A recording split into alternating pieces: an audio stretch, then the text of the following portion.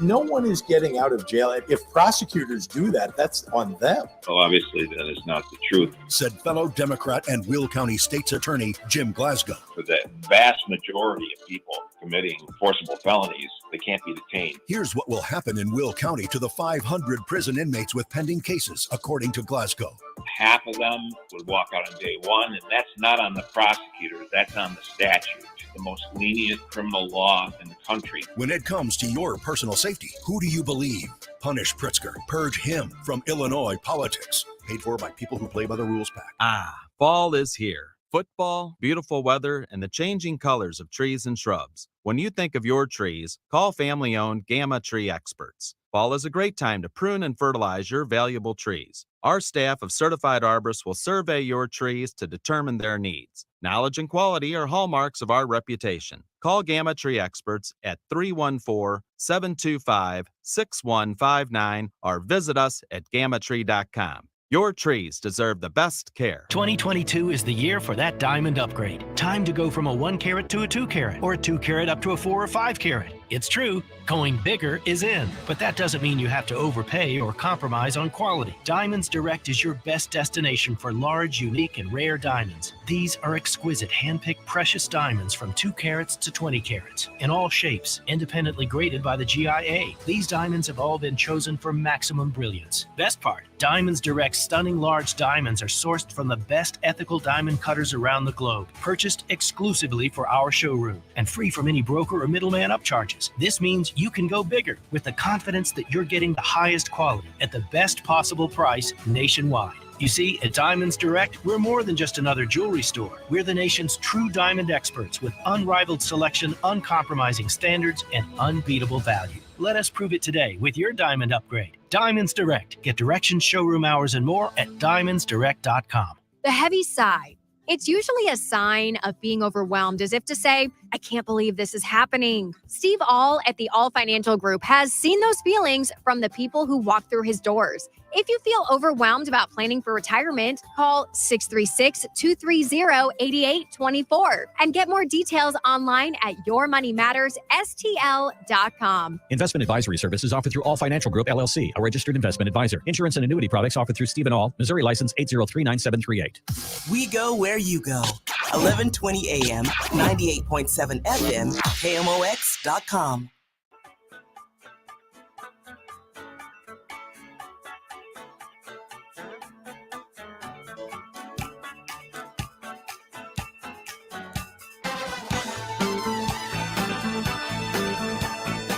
All right, coming up tonight, both on KMOX and Fox 2, we've got a simulcast of the Page Mantovani debate. Andy Banker from Fox 2 is here to give us a little preview. Andy, how you been, buddy? It's good to talk to you. Good morning, Wheels. What's new? Should I ask them what's wrong with our hockey team? Maybe at another time, because I don't have enough time to tell you right now. Although I will say, oh my goodness, it apparently comes down to trying harder. That's what the coach said. Yeah, that's what the coach said. Okay. So I'm summarizing, but that's kind of what the coach said. Yeah. So what are some of the key things you're looking at tonight, Andy? You know, I'm just thankful that both of them have agreed to do it. I mean, this is really the only debate locally of the debate season. Well, I can't say that because the Illinois governor's candidates, J.B. Pritzker, the Democrat, and Republican Darren Bailey, had 2 debates, which seems kind of crazy. But, you know, everyone wanted the Senate candidates, Trudy Bush Valentine and Eric Schmidt, to debate, couldn't get them to do it. But kudos to Mr. Mantovani and Mr. Page for stepping up. And, you know, I think they owe it to the voters.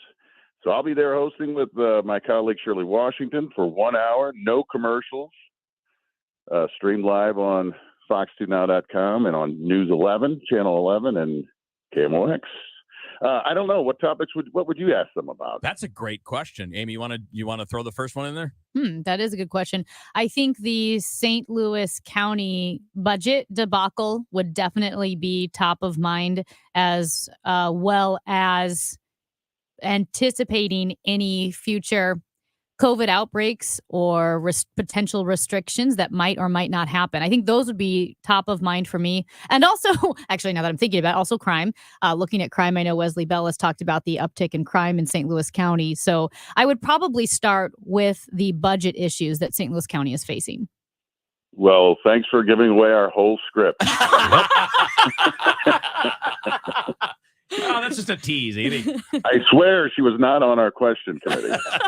But we actually have had one. I mean, there's been a lot of prep. I think we're going to do another rehearsal today. We don't do these every day. Right. So we want to make sure we got a handle on it. The biggest thing I'm worried about is being a moderator. Mm-hmm. Sort of being the referee and keeping them in line. I've watched a lot of debates in the last few days to see how other colleagues in this profession have done it. And it's been, that's probably as important as asking the questions. You have to keeping them on topic and keeping them away from each other's throats. You got to give Chris Wallace a call. Man, that guy, he had a lot to deal with in the last presidential election. No kidding. And there's no winning position. You know, people think they're picking up bias. Right now, I was looking for a tie. I'm getting ready to leave and go into work right now. And I was like, oh, red, blue, I can't look at these. Yeah. Because people will think that means something. Can you just say no tie at all? That would be the that would be the Wheeler plan. I like that. The Wheeler plan would be like, listen, I'll try it. Yeah. If you show up, or maybe I'm an going ascot. Wheeler here. Maybe an ascot instead. Andy, if you show up in a hooded sweatshirt, Yeah. if you show up in a hooded Maybe an sweatshirt, I will give you $55. I'll give you $10 on top. That's $65. $65 you could make. I'll right make now. it around 100. Let's go. You know, one of the debates I watched was the Pennsylvania Senate race, and I was stunned that John Fetterman put did on a not suit. show up in a hoodie. Yeah. He put on a suit. He did put on a suit. And, that was my question was going to be about moderating. And obviously, candidates now seem to be at each other's throats more than maybe 10 to 15 years ago. It's a little more vitriolic than it used to be. But where do you find yourself in terms of trying to fact check? Because there are a lot of candidates across the board who make claims, and those claims get to just hang in the air. So how do you see the role of being like, well, actually, sir, this is the reality? Oh, well, you have to sort of do it on the fly, and you have to know the issues before. I mean, you have to do your homework. And it's hard. Because you also have to keep the debate moving. Mm-hmm. So a lot of times, I think the biggest self-defense mechanism as a moderator is just to allow for rebuttal and to allow the other person to be the fact checker, Right. And call them on misstatements. I mentioned the Fetterman-Oz debate, and I think, boy, if I had a nickel for every time I heard Oz say out of touch, dangerous, extreme, radical, I'd have maybe all that $55 that Chris was going to give me. Could we hook them up with buzzers that when they do that, you go, bzz, Yeah. it's like shock. And think about how cool you'd look Shock fact collar. checking these guys with a hoodie on. Speaking of out of touch Well- extreme radicals, my buddy Ranji over here. Hey, I'm trying to spice it up in a good way. Yeah, you got to make it entertaining. Yeah, but in a good way. Yeah, and Fetterman, I think, kept saying the Oz rules, which meant lie when you can. And I got to try to keep them away from that stuff, but they're going to do it. Yeah. They know each other well, right? They've run against each other in the past, both as Democrats. And now we've had to switch over for Manavani after Catherine Pinner stepped away. So that might be a topic you hear about tonight. That's a good one, Yeah. too. That's a good one. Now, Right. obviously, this is something I think all of us want and need to see more of. Although I wonder if it's because so many races in our state are just not really races. So if you're the leader, why would you take any risks? Why would you take any chances? Yeah. There are only a few races that are even contested this time around. Yeah, and Sam Page is really a heavy favorite here, I would Right. think, going Right. in. And just like when I mentioned the Illinois governor's race, I mean, no one's given Darren Bailey a chance, but maybe the guy who gave him the best chance was J.B. Pritzker. I mean, he debated him twice. I think you just owe it to the voters. And the biggest takeaway from debates for me is, and think of all the presidential debates and vice presidential debates you've watched in the past in any particular moment. Did it really sway you or change your vote? You go to the spin rooms all the time, and everyone's in the history of American politics, no one in a debate, according to their spin room, has ever lost. So I'm not really sure you win or lose a debate, but there's that 40% going one way, 40% going the other way, that 20% in the middle is going to look and watch and just decide if they like the person. Yeah. Do I like them? Do I trust them? Yeah, I'll vote for them. I do feel like you have it's much easier to lose a debate than it is to win a debate. And maybe for every 10 points you make that you feel are well thought out, well expressed, if you make a mistake, my goodness, I think if you have a goofy look on your face or you have a fly land on your head, I mean, that can really take over the whole narrative of how the debate went. And that was the Pence fly, right? Yeah. That's right. Vice President Pence had a fly land on his head. And so I know. Hey, I know. A Twitter account. Yeah. Andy's like, I got it. But were there any statements when either of the candidates said yes, explaining why they said yes? Because I find myself more surprised that they said yes. Not that I'm aware of. I wasn't involved in recruiting them. I was recruited to moderate, which I'm happy to do. I'm really excited about it. But no, I don't know. That's the one true answer I can give. I'd like to embellish, but I just don't know. Yeah. Since this has become such a sport, Andy, could you at the end treat it like it's Sunday and it's a Rams game and you're doing the public address and it's like first down? Sorry, you don't have to answer Don't that. do that, Andy. I was kidding. I'm sorry. No, but I would like to give them the old public address introduction. There we Have go. them come running into the studio. For That's all right. Just some don't pyro. just don't set the turf on fire like the Rams did. Also, what size shirt do you wear? Because I got a Prepare for bunch that of sweatshirts I can let you borrow. To be honest, I think if you wore one of Ranji's Chicago Bear hoodies, Oh, I think yeah. you would look objective. They Yeah, go, you well, would look this guy- objective because the Bears never win anything. Yeah. So you just look, perfect. This guy's used to losing, and he doesn't have a horse in this race. I'd probably break out in a rash if I put that on. I'm a Packers Well, that's not fan. from the sweatshirt, He's a Andy. fan, yeah. That's not from the sweatshirt. Andy, it's always good catching up, buddy. I wish we could do this regularly on Sundays during the fall like we used to at the Dome. But good to hear from I you. know. And looking Yes, sir. forward to the debate tonight. Good luck, man. Have fun with it. Yeah, can't wait. Thanks for having me, guys. We'll see you at 7 o'clock tonight on Channel 11 and on the radio, KMOX. See You ya. got it. Andy Banker from Fox 2 and obviously Channel 11. He is one of the moderators along with Shirley Washington. That's a great couple of moderators right there. I mean, I like those too. Yeah, they're going to be good. And really going to be good at making sure people stay on track. And I thought that was a really interesting point about letting them fact check each other. Yeah. Which, can be dicey. Moderators- Yeah, just said, good luck with the back and forth. Yeah, good point about that. Yeah. All right, hang tight. Next up, we're going to talk to Mallory McCollin. She's the Chief Communications Officer for the Missouri Department of Elementary and Secondary Education. Stuff to talk about with schools when we come back. Weeknights at 6. It's the Meyer Jensen Sports Open Line. Welcome into the program. My name is Matt Pauley. Matt gets you inside the world of sports. Cardinals, Chiefs, Pelicans. You'll get it all and much more. We have an exclusive podcast that's Cardinals related called Cardscast. Plus great guests, insight, and conversations with you. If you want to join us, you can do so by calling or texting. The Meyer Jensen Sports Open Line on America's Sports Voice, KMOX. KMOX News Time is 10:29. Donate a car, get a tax receipt, and tickets to the St. Louis Aquarium at mersgoodwill.org. Enjoy a better way to buy pre-owned at Bomarito. Shop thousands of vehicles at our 20 locations. Every make, every model, every price range. See it today. Drive it today. Buying 100% online. Use the Bomarito Fast Pass. Then count on Bomarito for service after the sale. A better experience, a better price for pre-owned. Go with the automotive leader. Bomarito, Missouri's #1 automotive group. Open 24/7 at Bomarito.com. Hey, it's Matzo Matt for Brewpub Lots of Matzo Pizza again. You know, in life, we put on a lot of things, like a few pounds here or there, sunscreen to block the rays, or gloves to stay warm. Well, when it comes to a Brewpub Lots of Matzo Pizza, you don't have to put on anything. It's the anti-add-on pizza. You see, many people add cheese or extra toppings to the frozen pizza they've chosen. Not with a Brewpub pizza. It's already loaded with award-winning mozzarella cheese and high-quality meat and veggie toppings that are in every bite. So save the extra veggies for your salad and the cheese for your beer soup, and enjoy a Brewpub pizza as is. Snag one today at your local grocery store.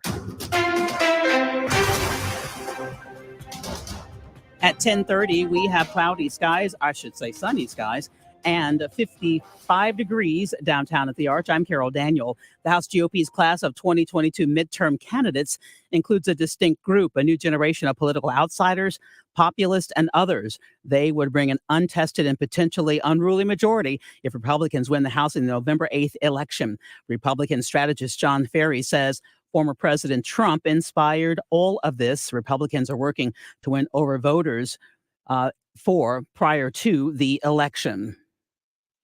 Fresh off one of the biggest album launches of her career, Taylor Swift announced a new U.S. stadium tour starting in 2023 with international dates to follow. The 27-date Eras Tour will kick off on March 18th in Glendale, Arizona, and wrap up with 2 nights in Los Angeles on August 4th and 5th at SoFi Stadium. Checking the commute, there's a stalled vehicle 255 westbound at Lindbergh Boulevard on the right shoulder. A crash 170 northbound to Page Avenue. Be prepared to stop there. And there's a stalled vehicle 64 eastbound past Boone's Crossing Road. It is on the right shoulder. The KMOX forecast for this afternoon: sunny skies and warmer, the high 73. Clear to partly cloudy tonight, overnight low of 50. And for tomorrow, another sunny, warm day. Look for high tomorrow of 76 degrees.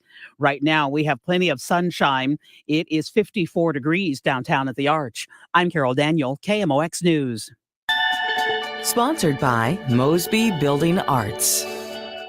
Mosby Building Arts here, suggesting everyone stand back and take a good hard look at your front door. Is it lacking curb appeal? Could a thief easily break in? Is it so old it's falling apart? If you answered yes to any of these questions, give Mosby Building Arts a call for a front door makeover. Football season is here. The new Odyssey app lets you stay connected to your NFL team, your station, your shows. Follow your favorite stations and come back again and again.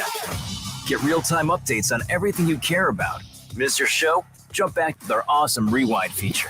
The Odyssey app is NFL football, live and on demand, wherever you are, whenever you want. And did we mention it's all free? Download the Odyssey app today. Hi, this is Ken. And Lori Heisey of Heisey Advisory Group. We're dedicated to helping individuals and families work toward their financial goals. Join us Sundays at 9:30 a.m. for Your Retirement Highway. Investment advisory services by individuals through AE Wealth Management, LLC. Driven by the Bomarito Automotive Group, the voice of St. Louis, KMOX. CertaPro painters have powers beyond those of ordinary painters. The power of timeliness. We show up when we say we will, on time and fully caffeinated. The power of transformation. Also known as making your house look so good, your neighbors will be jealous. The power of certainty. That's your local CertaPro painters. The power of pro. Get your project started at CertaPro.com. Each CertaPro painter's business is independently owned and operated. Your home of the Cardinals. Arenado swings and hits it deep to left field. That ball is out of here. The Billikens. Jumper. Yes! Billikens win! The Chiefs. Touchdown! Kansas City! We are America's sports voice. KMOX. Tuesday morning on the show, 10:34. Chris Ranji, Amy Markscores, Kevin Wheeler with you here, and happy to be joined by Mallory McCollin. She's the Chief Communications Officer for the Missouri Department of Elementary and Secondary Education. Mallory, thanks for joining us. How you doing this morning? Sorry, we'll do that again. We had an audio problem on our side, Mallory. Good morning. How are you today? That's all right. I'm great. How are you all? Good, thank you. Yeah, we're doing okay. And I know this recommendation, there were 9 recommendations that the commission came up with. It was just a few weeks ago we learned about this. Before we get to the individual recommendations for teachers, and what this is all about is how the state can help teachers better. How did you come to these decisions? How did you come to these recommendations? Yeah, the State Board of Education last December, in December of 2021, in their legislative priorities, really outlined the need to form a group to really closely study teacher recruitment and retention challenges in our state and try to bring together a group of people that could develop some real actionable recommendations that would present some sustainable solutions. We saw great things happen in the legislature this year, and thanks to Governor Parsons' recommendations, watched the teacher baseline salary grant program come to reality. So that allows a 70% match from the state. So 30% local funds, 70% state funds that support school districts raising any teacher's salary who was below $38,000, raising their salary up to that amount. It was a great first step. That is one-time money that would have to be appropriated each year by the General Assembly. And what we are looking for are more long-term sustainable solutions. We also saw funding for the first time in a number of years to support the Career Ladder program that was already in statute that provides veteran teachers, so any teacher who's been in a school district for 2 years or more, who's performing extra duties, many times of which they were providing anyways without additional compensation, they can receive extra financial compensation through the Career Ladder program. So a couple of great things, but again, one-time monies that require annual appropriation. So this group presented what we believe are some great long-term strategies to address teacher recruitment and retention in our state, and really, really hit on the idea that this is not just a problem, if you will, for K-12 education. If we don't have great teachers at the front of every classroom across our state serving Missouri's 900,000 public school students, if we don't have great teachers in those classrooms, then we're looking at an economic development, a workforce development issue that affects any and all business and industry in Missouri. So this really is a statewide issue that we need to come together to look at how best to remedy. When I read the story a couple of weeks ago, I was struck by the minimum starting salary for some teachers in the state was $25,000, which is, for somebody who does that job, that's an absurdly small amount of money. I mean, how prevalent is that across the state? What we found when we looked at the data to look at how many teachers were making between that minimum $25,000 and that $38,000 figure, it is teachers from over 300 school districts across the state. It is more often you're seeing that in smaller communities and more rural areas, but it's many times more than you think. Now, just because $25,000 is the minimum salary in statute, that does not mean that's what every first-year teacher makes. School districts set their own starting salary and their own salary schedule, but that is in law, and you saw that in the Blue Ribbon Commission's recommendations. The very first recommendation out of the gate was to amend that statute and make a permanent change to increasing the minimum teacher salary to at least $38,000. That would also be accompanied by an annual review by the Joint Committee on Education to ensure that that figure remains competitive. Missouri's 8 border states all have a higher minimum salary than that. And you all know as well as anyone how easy it is to drive across the border, whether it's to Illinois or Arkansas or Kansas, and earn more as a teacher in one of those other states. Yeah, that was kind of where I wanted to go with this next up, Mallory, was just the idea of competition, right? I mean, you have a lot, not just the other states, of course, but you also have private school as competition, and some of them may pay as much, some of them may pay less, but they come with different benefits and maybe different sets of standards, and certainly, a different structure to begin with.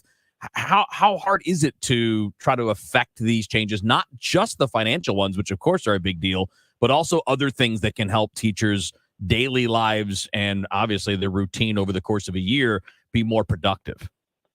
Sure. I think what you see in the continued list of recommendations from the commission is moving that notion a step further, after addressing that minimum salary in statute, the commission has recommended that the legislature establish some kind of state fund to support school districts for increasing their minimum starting salary, so helping them jump and raise that figure in their local salary schedule might be a bit of a hit for them in those initial years.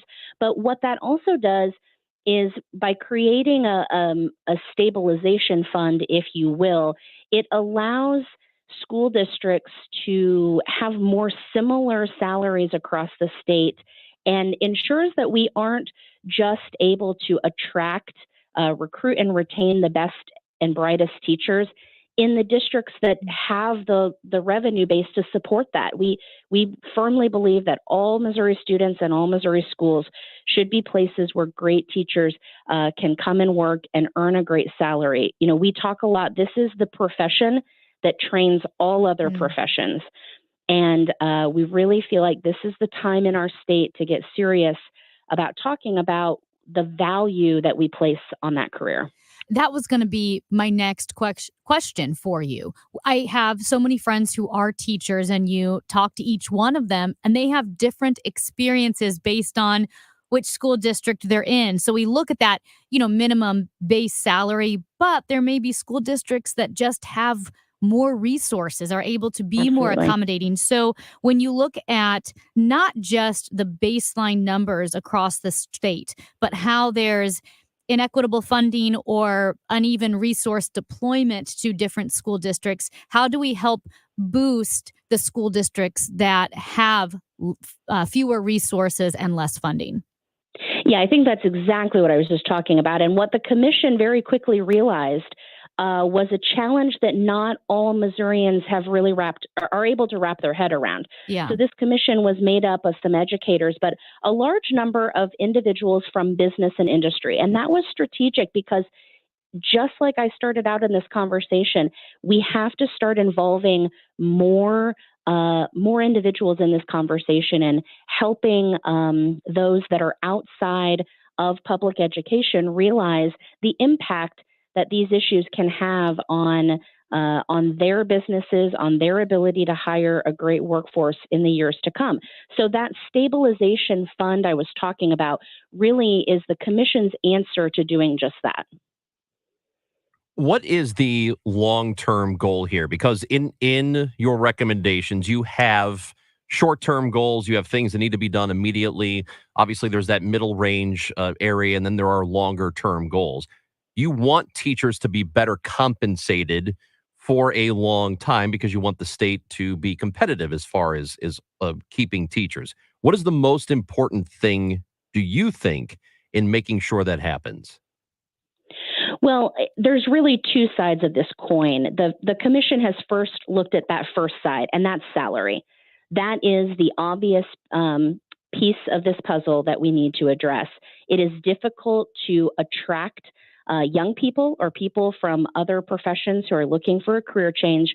It's hard to attract them to a career that is, in common knowledge, known to be a career where one has a difficult time earning a competitive salary.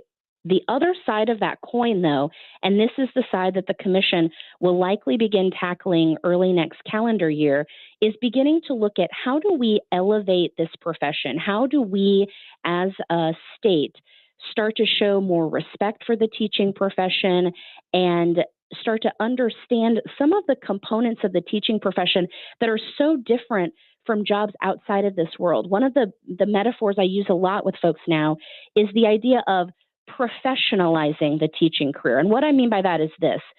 An architect, he or she meets with clients during the day, and it is not the expectation then that architect goes home at night, maybe they have a family, they cook dinner, they put kids to bed, and then the expectation is that he or she draws up the plans for the client they met with that day. That's not typically what's happening. There's time in that architect's workday where he or she has time set aside to draw up those plans. That doesn't always happen in the teaching profession. Yes, they have plan times, but those are often when they're meeting with families about IEPs, or they may have to cover a colleague's classroom because we don't have enough substitutes to fill that teacher who's out for the day, who's sick. There are teachers working round the clock to provide this important job, and we as a state need to look at how we can address some of those things: working conditions, climate, and culture. And that's what the commission is going to look at next. Mallory, really appreciate the information. As Amy pointed out, teachers, she knows a bunch of teachers, my little sister, 3 cousins, 4 friends from high school. I know a lot of people in the profession, and I know that they appreciate these efforts and the message being put out there. Hopefully we can get these things done here in the not too distant future in the state of Missouri. But thank you for joining us. We really appreciate it, and we'll be tracking how all of it goes. Thanks so much. Hope your listeners can join us for one of our public meetings coming up. We have several in the St. Louis area coming up soon. Monday the 7th will be in Maplewood, and then Monday the 15th in Parkway. Come out, learn more, see the data, and see how you can help. Mallory, is there a website or a social media account that they can look to find that information if they want to look it up? You've got it. You can go to DESE, that's DESE.mo.gov/B as in boy, RC, BRC for the Blue Ribbon Commission, or just hop on over to DESE's Facebook or Twitter pages. We've got links there and all of the meeting dates. We have conducted 2 of the 8 regional meetings that are happening. And like I said, we'll be in Maplewood on November 7th and Parkway on November 15th, and would love to have folks come out, not just educators and folks in the K-12 world, but those business and industry folks, concerned citizens I talked about. We really need everyone's help in drawing attention to this issue. Great. Good luck with those, Mallory, and keep us updated. Thanks so much. You've got it. Mallory McCowan is the Chief Communications Officer for the Missouri Department of Elementary and Secondary Education. So again, that website is DESE, DESE.mo.gov/BRC. A little confusing. Yeah, we'll tweet that out. So if people want to go by and check it out, they can. All right. At the show, KMOX on Twitter, coming up here in just a moment. We'll tell you what's trending coming up next on the show. Well, the past couple of years have been pretty bumpy for business owners. They've been bumpy for everybody, but a unique set of challenges. If you are a business owner, you run your own company, you've got 5 or more employees, and you've been trying to survive the past couple of years. I've got a website you might want to check out, getrefunds.com. Again, if your business has 5 or more employees and managed to survive COVID, you could be eligible to receive a payroll tax rebate of up to $26,000 per employee. Now, all types of businesses can qualify, even if your business took PPP, even if you're a nonprofit, and even if you saw an increase in sales, you could be eligible. To find out if your business qualifies, just go to getrefunds.com, click on Qualify Me, and answer a few questions. The team of tax attorneys they have put together are highly trained in this little-known payroll tax refund program and have already returned $1 billion to businesses, and they can help you too. Now, this payroll tax refund is only available for a limited amount of time, so you don't want to wait. Step on it today at getrefunds.com. Hey guys, Glover here from the DGS and KMOX talking about my friends at Zero Res, of course, the carpet cleaning business. Zero Res St. Louis has been in business for over 6 years and have proven themselves in the carpet cleaning community. Carpets, tile, and grout, area rugs, upholstery, and even air ducts can't avoid the dirt. Now, listen, carpet cleaning is not something that you can price shop. Yes, you can price shop groceries, clothing, automobiles, but when it comes to your family and home, you need the best in the business. Cleaning is much more reasonable than replacing your carpet, so you need to look at it as preserving your investment. Every surface cleaning Zero Res does is specifically designed to preserve and maximize the life of your home. So think about your family. Zero Res uses their patented Zero Res water so that there is zero use of detergents and harsh chemicals. So just visit ZeroResSTL.com or call 314-474-2020. The federal government is hiring 87,000 new IRS enforcement agents. Make no mistake, with spending out of control, they're looking to collect revenue. revenue. The first target will be you. If you have not paid your taxes or filed them in years, let me help you get that target off your back. Hi, this is Lance Drury with the Lance Drury Law Firm here in St. Louis. So if you have unfiled returns, wage levies, bank levies, or tax liens, now's the time to call the Lance Drury Law Firm before the IRS calls you. Your consultation is free, so don't put it off. The Lance Drury Law Firm focuses solely on tax resolution law. It's all we do. And if you have IRS problems, you have legal problems. Let us use our tax law resolution experience to guide you and work on your custom resolution plan. Call now. It's free and confidential. Call me, Lance Drury, at 314-260-6120 or go to LanceDruryLaw.com. The choice of a lawyer is an important decision and should not be based solely upon advertisements. At Fisher Investments, our clients know we have their backs. How do your clients know that? Because Fisher Investments is a fiduciary, the highest standard for a financial advisor. It means we're there for our clients and always put their interests first. So wait, you do it because you have to? No, we do it because it's the right thing to do. Our clients trust us with their retirement savings, and we know how important that responsibility is. So we take the time to really get to know them. Get to know them how? We make sure we understand their unique goals, finances, health, family, and lifestyle so we can tailor their portfolio to their specific needs. Our goal is to help them achieve a comfortable retirement. Sounds like a big responsibility. You must make big commissions then, right? No, we don't sell commission-based products. We have one single transparent fee that's structured so we do better when our clients do better. Visit FisherInvestments.com to find out why investors like you are switching to us. Fisher Investments. Clearly different money management. Investing in securities involves the risk of loss. Home Sweet Home mission is to give underserved families a sense of pride and to improve the quality of their lives by providing basic household furnishings. To learn more, go to homesweethomestl.org. Charlie Brennan sees clearly thanks to Dr. Bertie and Malhotra. You can too. Go to youridoc.com today or call 314-966-5000. The show, sponsored by Straight Realty, your St. Louis area experts. Why pay more than four? 314-441-4444. Chris Ranji. Wonderful bones, great eyes, and you dress really interesting. On the show. What is it? What's happened? What's going on? What do you know? What just happened? What happened? I need to know. Trending now on the show. Trending is sponsored by Old Town Donuts in Florissant and Connellville. I'm going to settle the fight. Amy and Chris were fighting each other to see who goes first. Eeny, meeny, miny, mo, catch a tiger by his All right, toe. let Amy go because she'll goes- cry about it. Ranji goes first. She's going to cry. You go first, you big loser. Wow, what the hell? And this person is my friend. Yeah, there you go. Well, that's how friends should talk to each other. It is. Elon Musk. Again. Your guy. Oh, my gosh. Yeah, your guy. yeah, He is my in guy, charge the of guy that Twitter. I'd like to smack. He's in charge of Twitter. And Figuratively, of course. That's not a threat. by the way, come on, Kevin. By the way,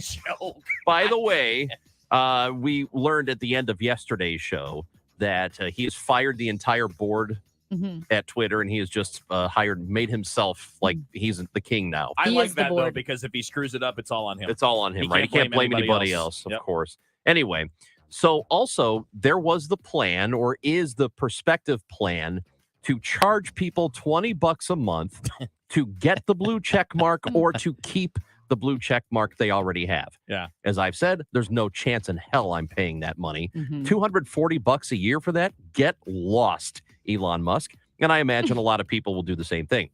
Stephen King, the prolific thriller/horror writer, Horror.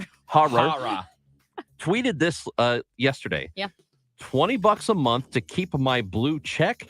Blank that. They should pay me. If that gets instituted, I am gone like Enron. And Elon and Elon saw it and tweeted back, "We need to pay the bills somehow. Twitter cannot rely entirely on advertisers. How about $8?" So here's this brilliant billionaire. Oh my gosh. This brilliant billionaire is haggling with Stephen King about how much he's going to charge for the blue check mark. Such a troll. First of all, he is the worst. I've been telling you for weeks he's the worst. You just bought it. So why did you buy it? Why did you buy it, dummy? Yes, exactly. Oh my God. Exactly. Hey, guess what though? If it is such a bad investment and it's not making money, why did you try to put $44 billion into it, you dummy? You can pay the bills with advertising. Yes, you can. and also selling data. Selling data. So he's full of absolute crap here because Twitter and all of these social media platforms, they get money from advertising, but they make their money, like their real money, in selling your data. Yeah. Twitter is not poor. So this guy is doing everything he can to really sink the thing. He making money is not enough. He needs to make back what he borrowed to pay for Twitter. That's the problem. That's what he wants. Speaking of being full of crap, I got bad news, guys. Uh-oh. Plastic recycling is, quote, oh, a yeah. myth. Did you see this? Yeah. Yeah, that's why I brought it up. Not good. It's actually really bad. So the environmental nonprofit Greenpeace USA says a new analysis provides more proof that plastic recycling is a myth. Now, we've heard this. I mean, Charlie and I used to talk about it. We interviewed experts on recycling and trash. The new research shows that of the 51 million tons of plastic waste that U.S. households generated in 2021, just 2.4 million tons was recycled. That's 5%. And the plastic is just not being recycled, and it takes resources to recycle the little plastic that is recyclable. It's a myth. Yeah. And like, even if you wanted to criticize the report, Greenpeace, even if they're wildly wrong, there's still going to be way more that's not able to be recycled than is able to be, right? Even if they're wildly wrong, okay, maybe it's not 5%. Right. And then it's 10%. Even if they're really wrong, 90% is still not getting recycled. That I had no idea it was that bad. Yeah, and it's not just Greenpeace coming out with these studies. I mean, multiple institutions have. This is the latest one. Quick note, my second one, Powerball is $1.2 billion, the second highest ever. And these are the states that do not have state taxes on lottery winnings: California, Florida, New Hampshire, South Dakota, Tennessee, Texas, Washington, and Wyoming. So no state taxes on lottery winnings there if you win in those states. But we don't live there. Yeah, we live here. Well, I don't know what to tell you guys. And this is one of those states you have to tell people that you won. No, we passed a law. You don't anymore. Awesome. If you win it, are you going to buy Twitter from Elon? No, hell no. I'm not giving that guy a dime. When I don't show up for work, you'll know that I won. Yep. I'm with you. I would show up, though, just to flaunt it and then leave. That's how I would do it. I'm out. Out like Trout.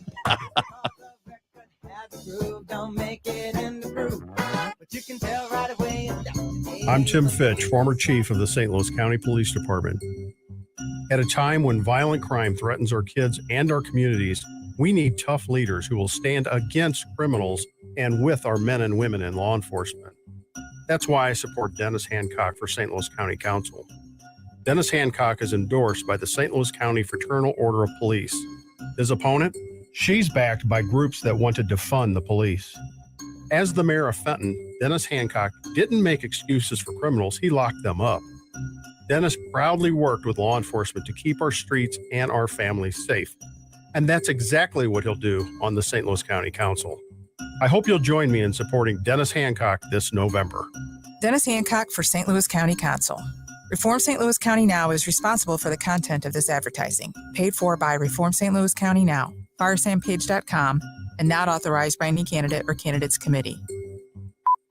Men suffering from erectile dysfunction or PE, regardless of age or past medical history, you'll see instant results on your first visit at Paramount Men's Medical Center. And for a limited time, your initial consultation and first treatment are totally free. Call now, 314-720-8081. Hello, this is Chad Clayman. You can find us online at claymangroup.com, Klamen group.com. If you own investment rental properties and you've been thinking about selling, we are very interested. The market is very strong. We've been very aggressive with our offers. So if you own a package of single-family houses that you'd like to sell, or one single family rental property you'd like to sell, apartments or commercial investment property, please reach out and we can provide you a very simple transaction. Complete the form online and start the conversation today. Claimingroup.com, Klamen group.com. KMOX, KECK HD2, K254CR, St. Louis.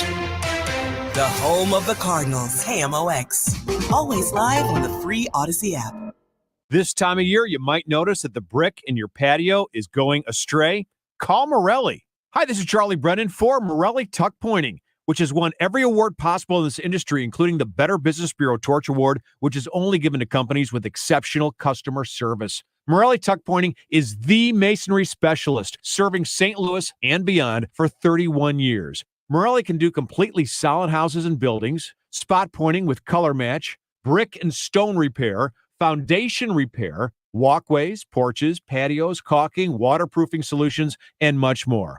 Family owned and operated, and a lot of longtime employees that are like family. Call and request a free and quick estimate at 314-645-1387 or online at MorelliTuckPointing.com. And don't forget to check out their great reviews on the Google and Better Business Bureau websites. 314-645-1387 or MorelliTuckPointing.com. Becco's new dishwashers use 1/3 the energy and half the water of U.S. standards for dishwashers. And from now until December 31st, you can save up to $200 in gift card rebates on eligible models. Visit Becco.com for more details. That's Becco.com. Mid-America's most trusted source for news. KMOX. At 11 o'clock, it's a sunny sky and 60 degrees downtown at the Arch. I'm Michael Calhoun. Our top story this hour, Chief Justice John Roberts has put a temporary hold on the handover of former President Donald Trump's tax returns to a congressional committee. Former federal prosecutor Lori Levinson says the high court's actions could help keep those returns from ever getting to the committee. This may be exactly what Trump wants, to delay the release of any tax returns until at least after the election, because it's very clear that he and his lawyers have been concerned that if these tax returns are released to the House committee, they will go to the general public. The man accused of attacking Paul Pelosi with a hammer in his San Francisco apartment makes his first court appearance today. In addition to attempted murder and assault, David DePape is being charged with the attempted kidnapping of Nancy Pelosi. What is clear is that this House and the Speaker herself were specifically targets of the defendant. San Francisco DA Brooke Jenkins, 42-year-old DePape allegedly confessed to his plan to hold the House Speaker hostage and possibly break her kneecaps.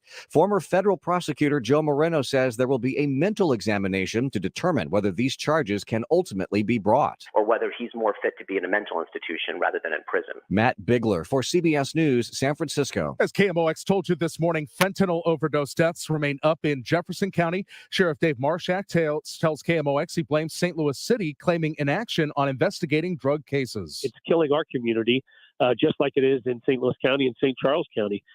Something has to be done. We have to target those that are distributing the drugs because there are consequences. Inform your decision. Election news. President of the St. Louis Board of Aldermen is on next Tuesday's ballot, and if Megan Green wins, she'd be the first ever female board president.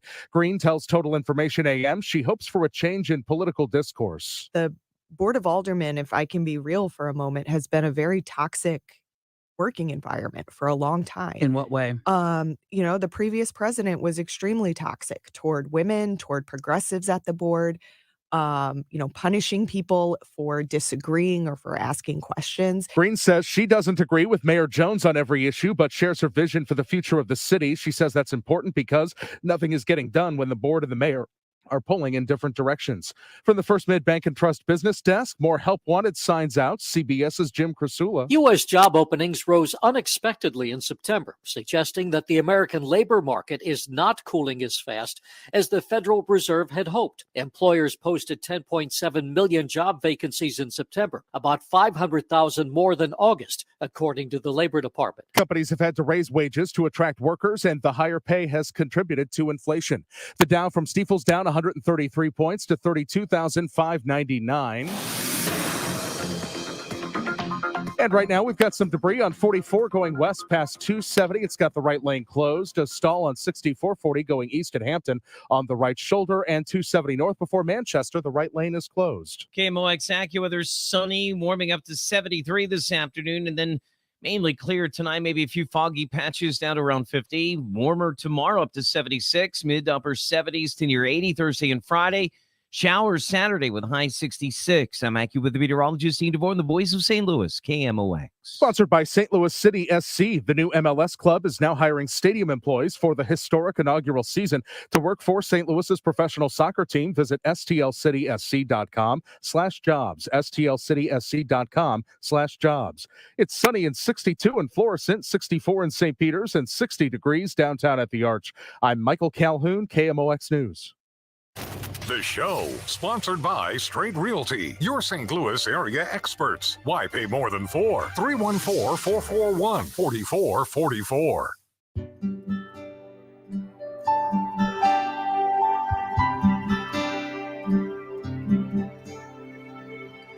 That's 11:04 on the show on a Tuesday. Chris Ranji, Amy Marsh, of course, Kevin Wheeler with you here. I'm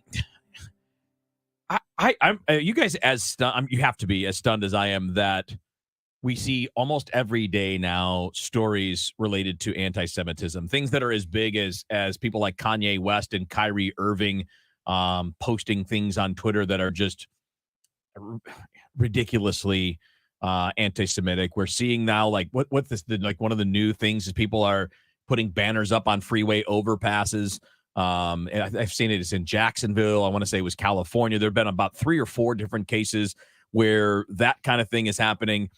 And I thought, like, when it comes to this kind of stuff, I thought at some point, we're in 2022, that we would be past the conspiracy theories, that we would be past all of this goofiness. And I know that, conspiracy theories have probably never had greater exposure and a greater hold on the public than they do now.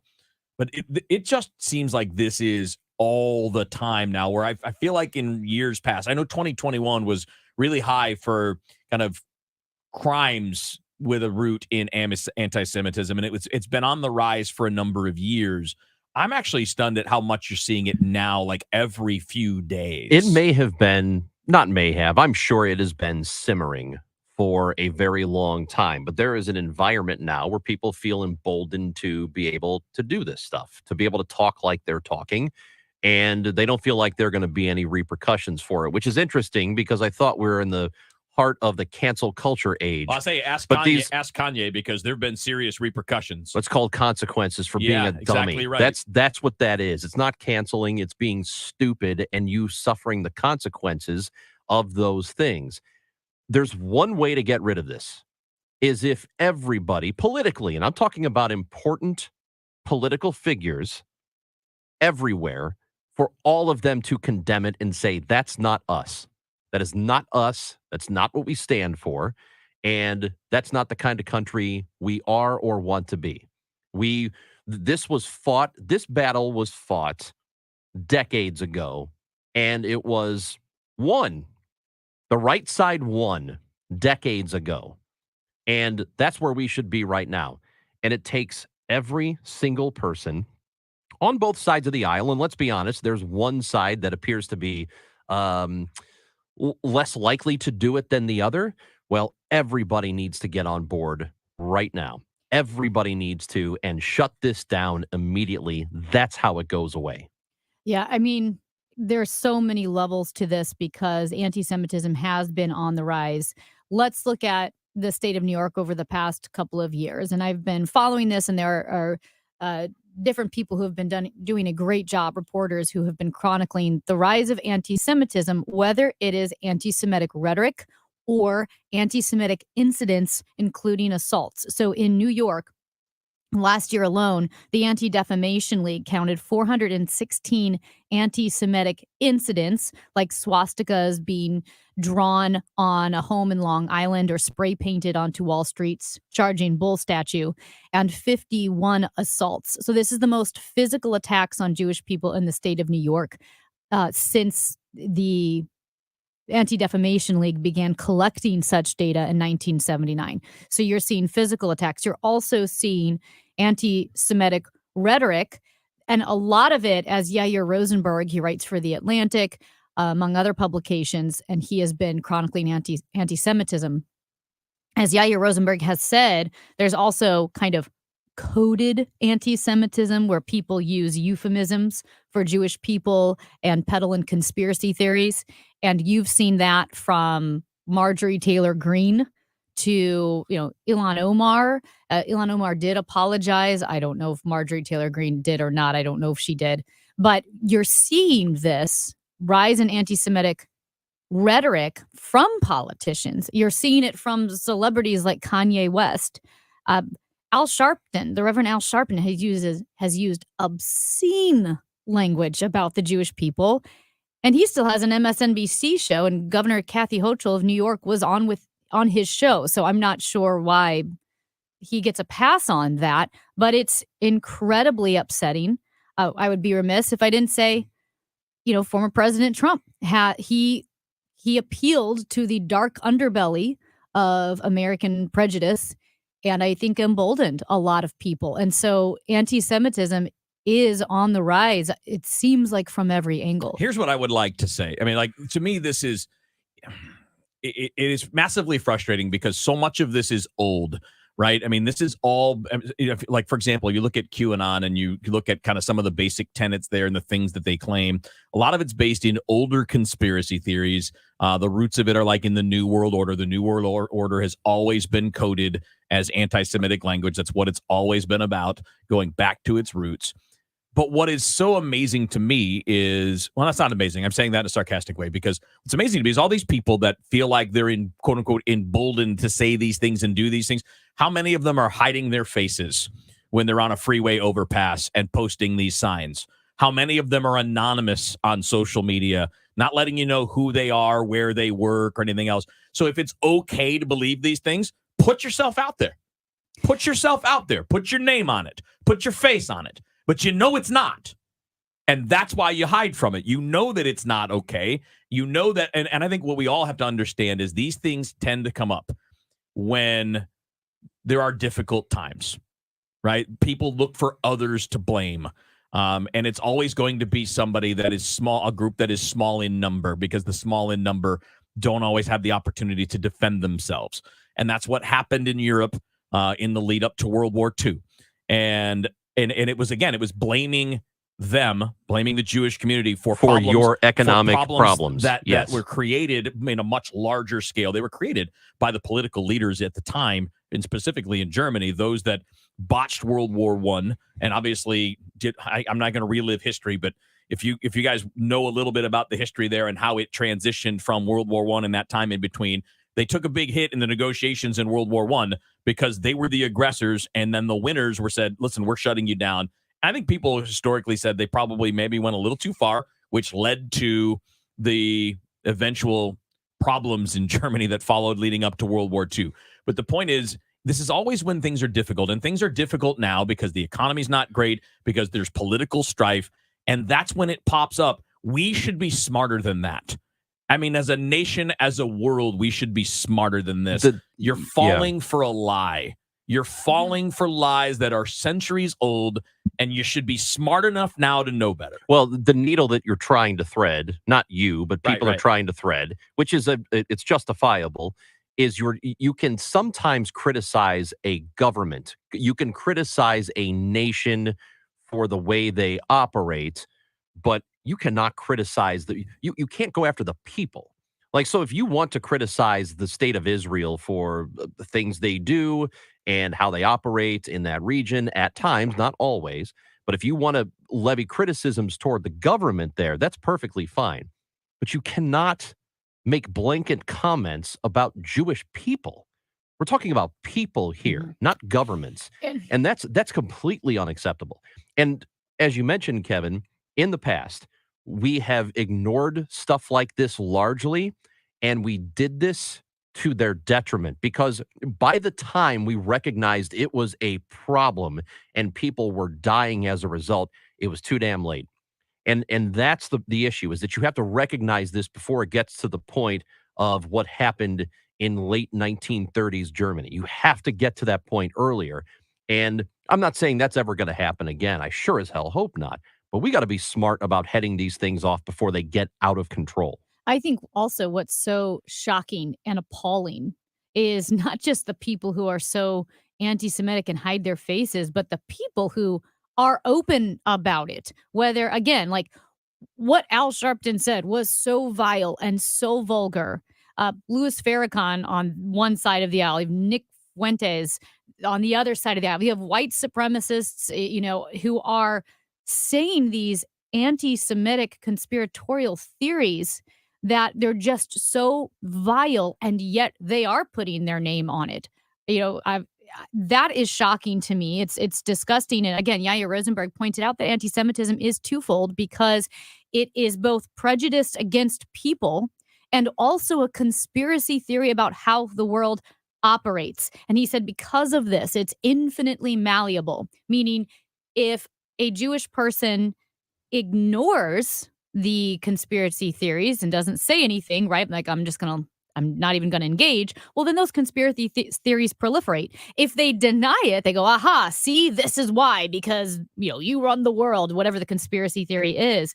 And it's why, because it's so malleable that people of all different worldviews, whether it was the Islamic extremist in Texas who took the synagogue hostage, or the white supremacist in Pittsburgh that shot all those people in that synagogue. There are so many different worldviews or backgrounds who are blaming things on Jewish people. And this rise in anti-Semitism should concern everyone. Yeah.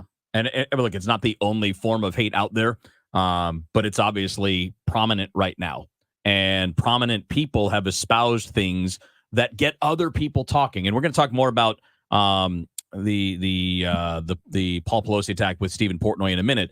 But it's similar in the idea that you can amplify a story. So Elon Musk tweets something and it amplifies it to a level that it otherwise wouldn't. When Kanye but it's okay. He deleted it, so nobody saw it. But when Kanye does that, when a guy like Kyrie does that, when people who have huge followings do these things, you're amplifying it. And even though they say we're not connected to any violence, you are. You are, because you're amplifying the message to a larger audience that's now going to go down the rabbit hole.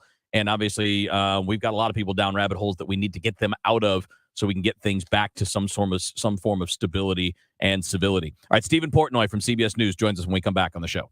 We're days away from the midterms that will impact the direction of this country. You're being bombarded with messages. Good luck sifting through the information yourself. When I do a search on Google and you do a search on Google, we're getting very different results. What are media outlets responsible for? You hold your nose and you air the ad. Information, misinformation, disinformation, and the midterms coverage you'll find only on KMOX. Do your homework. Check us out on the Better Business Bureau and Angie's List. Hi, I'm Chuck Easter with Easter Fence Deck and Renovations. We can stand the scrutiny and encourage it. Don't just look at the ratings, but read the reviews. You'll find that we are who we say we are, a company that is focused on doing what's right every time. We never cheat, and we never cut corners. With Easter, your fence, deck, sunroom, or awning project will be completed with unmatched craftsmanship and at a fair price. Call 314-892-8500 or easterfence.com. You know, the Midwest Money slogan, isn't cash in the bank better than scrap in the drawer? This is Johnny Rabbit. Midwest Money, the oldest coin shop in St. Louis. Buying, selling, and trading since 1971. Silver and gold, coins, sterling silver, flags, medals, daggers, and more. Not sure what you have? Bring your collectibles to someone you can trust. Midwest Money, at the corner of Hampton and Holly Hills. You'll be happy you did. It's simple math. Rising prices equals tighter family budgets. I'm Katie Stewart. I'm a mom and a math teacher. In Springfield, I cut grocery taxes, froze gas taxes, and delivered income tax credits for working families. I helped pass measures to crack down on price gouging by drug companies to lower healthcare costs. I'm investing in vocational training to train workers for high-paying jobs like welders and carpenters that pay $35 or more an hour. I'm Katie Stewart. My opponent, Jennifer Cordy, has said victims of rape who choose to have an abortion will regret it later. Cordy is for a total ban on choice in Illinois. I'll protect a woman's right to choose, no matter what happens in Washington. It's why Planned Parenthood supports me. I'm Katie Stewart, candidate for state representative. I'm not a politician. I follow numbers, and our community is always first. Paid for by Friends for Katie Stewart. All right. Funny story today. What happened at the office? I was trying to shred. It didn't do it. There was no noise. It wasn't doing anything. And Michelle, who is works in the office. She is truly a great employee. She goes, oh, yeah, but sometimes if you shake it, she got up, she walked over and she shook it. She goes, now try it. And I put the document in and it worked. And she goes, see, there, fixed. That's the reason she's in the office and she's not one of my techs. That is true. So today, Wednesday, I'm going to make this month, every Wednesday, it's going to be Michelle Day. Keep up the good work. Now, if you do need something fixed, it will not be Michelle that will be coming out. It'll be me and one of my great techs. So call me, Bart Inman. One easy number in Missouri and Illinois. Just this one number and one name. 314-293-2600 or bartinman.com. To understand what makes Diamonds Direct so different than other jewelry stores, you have to go back 60 years, when a diamond cutter in Israel became well known for his exceptional craftsmanship. His diamond cutting business flourished for decades. Then his sons got involved and started selling these exceptional diamonds to upscale jewelry stores here in America. Then, after a few years, these wholesalers changed the game and started selling these precious diamonds direct to the public at the same prices they had sold to the jewelry stores. The no middleman concept became an instant success, and Diamonds Direct was born. Today, Diamonds Direct provides that extraordinary value to people all over America, leading the industry with the highest quality diamonds that still come straight from the best cutters, offered at the guaranteed best prices, period. Diamonds Direct, a truly revolutionary concept with a unique history rooted in quality, committed to excellence, and always focused on value. Diamonds Direct, your love, our passion. DiamondsDirect.com. The voice of St. Louis. News that matters to you. KMOX.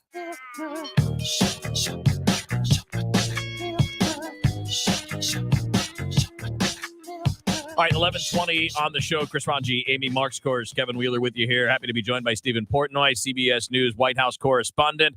Stephen, thanks for joining us. We appreciate it. Obviously been a busy week following up on the story of the attack at the Pelosi household. What's the latest that we know today? Well, the latest really follows on the story that we learned yesterday. The FBI affidavit that tells of the police interview that the suspect David DePape had with investigators after he was arrested at the Pelosi residence late last week. It's a chilling narrative, really, when you read it. It talks about how DePape told police that he was interested in waiting at the Pelosi residence until Nancy Pelosi returned, even if it took days. That he was going to essentially hit her on the kneecap and see to it that she would need to be wheeled into the halls of Congress to send a message. The idea was that she was the leader of the pack, and therefore it would send a message to other members of Congress that there are consequences to their actions. Chilling stuff. And it really just underscores the idea that this man was motivated to really target Nancy Pelosi as the Speaker of the House and to send a message to lawmakers. It is really stark stuff. And the fact that he admitted it all, according to police, in a Mirandized interview means he was well aware of his rights when he did it. Yes. And what are the police looking at as far as his past as well? We know he was motivated politically. He laid that out explicitly. We also know reports have shown, both ABC and CNN, that he has a history of mental illness. At one point, he thought he was Jesus, and then he said Jesus was the Antichrist. He also talked about an invisible fairy. What are we learning about his unhinged background and statements that he's made, and then perhaps what pushed him towards the politically motivated attack recently? You know, I'm not really well equipped from Washington to answer all those questions. I think investigators in San Francisco have a much better eye to it. But I can tell you that this is something that really is chilling. And I think it's fair to assume, based on what we've heard and read, that this is a very disturbed individual who had a number of issues. And as we've read about his past, I mean, going back to the decade ago when he was essentially shacking up with a nudist colony. I mean, this is someone who has had issues in his past, to be sure, but I am not personally as steeped in it as other reporters might be. What will be the fallout from the reaction to what's been going on? Because as soon as it happened, we got the information from the police department. We're listening to what the police are actually telling us, and then we have his own words as you mentioned, that he said to the police. He was Mirandized, and he said all of these things directly to them, and all of them point to a guy who wanted to go to the house, and he wanted to kidnap the third most powerful person in the country, and he wanted to torture her, basically, if she didn't give him the answer she wanted. But then you have the reaction from people who are trying to add conspiracies to it or to try and minimize what happened. We have the former president saying that the glass, it seems, was broken from the inside to the out. So it wasn't a break in, it was a break out. What happens now when you have so many people who are wanting to minimize what's going on here and what the reality is? Yeah, I don't know what to make of that. I mean, I heard that the Republican candidate for governor in Arizona yesterday made reference to the idea that there wasn't security at Nancy Pelosi's residence in San Francisco, and the audience laughed.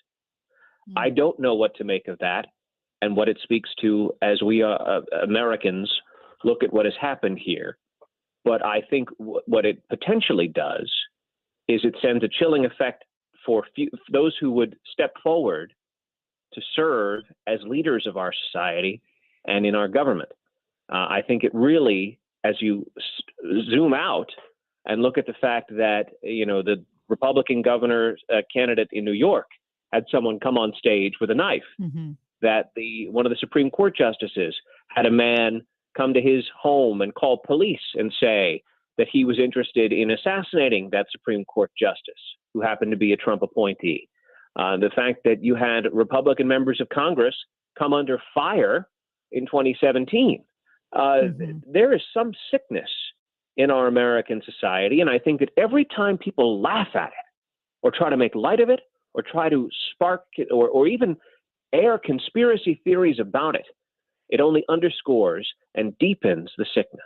It's interesting, Stephen, because you tweeted a couple of days ago, I should say, quote tweeted Steve Scalise, who, of course, back in 2017 was shot by one of these deranged people that wanted to take out their anger on an elected official. And he was obviously very sympathetic. And I'm surprised that and maybe I shouldn't be. I mean, you cover Washington, you cover the White House. We know what the environment is. I am surprised, though, that more people didn't take his tack.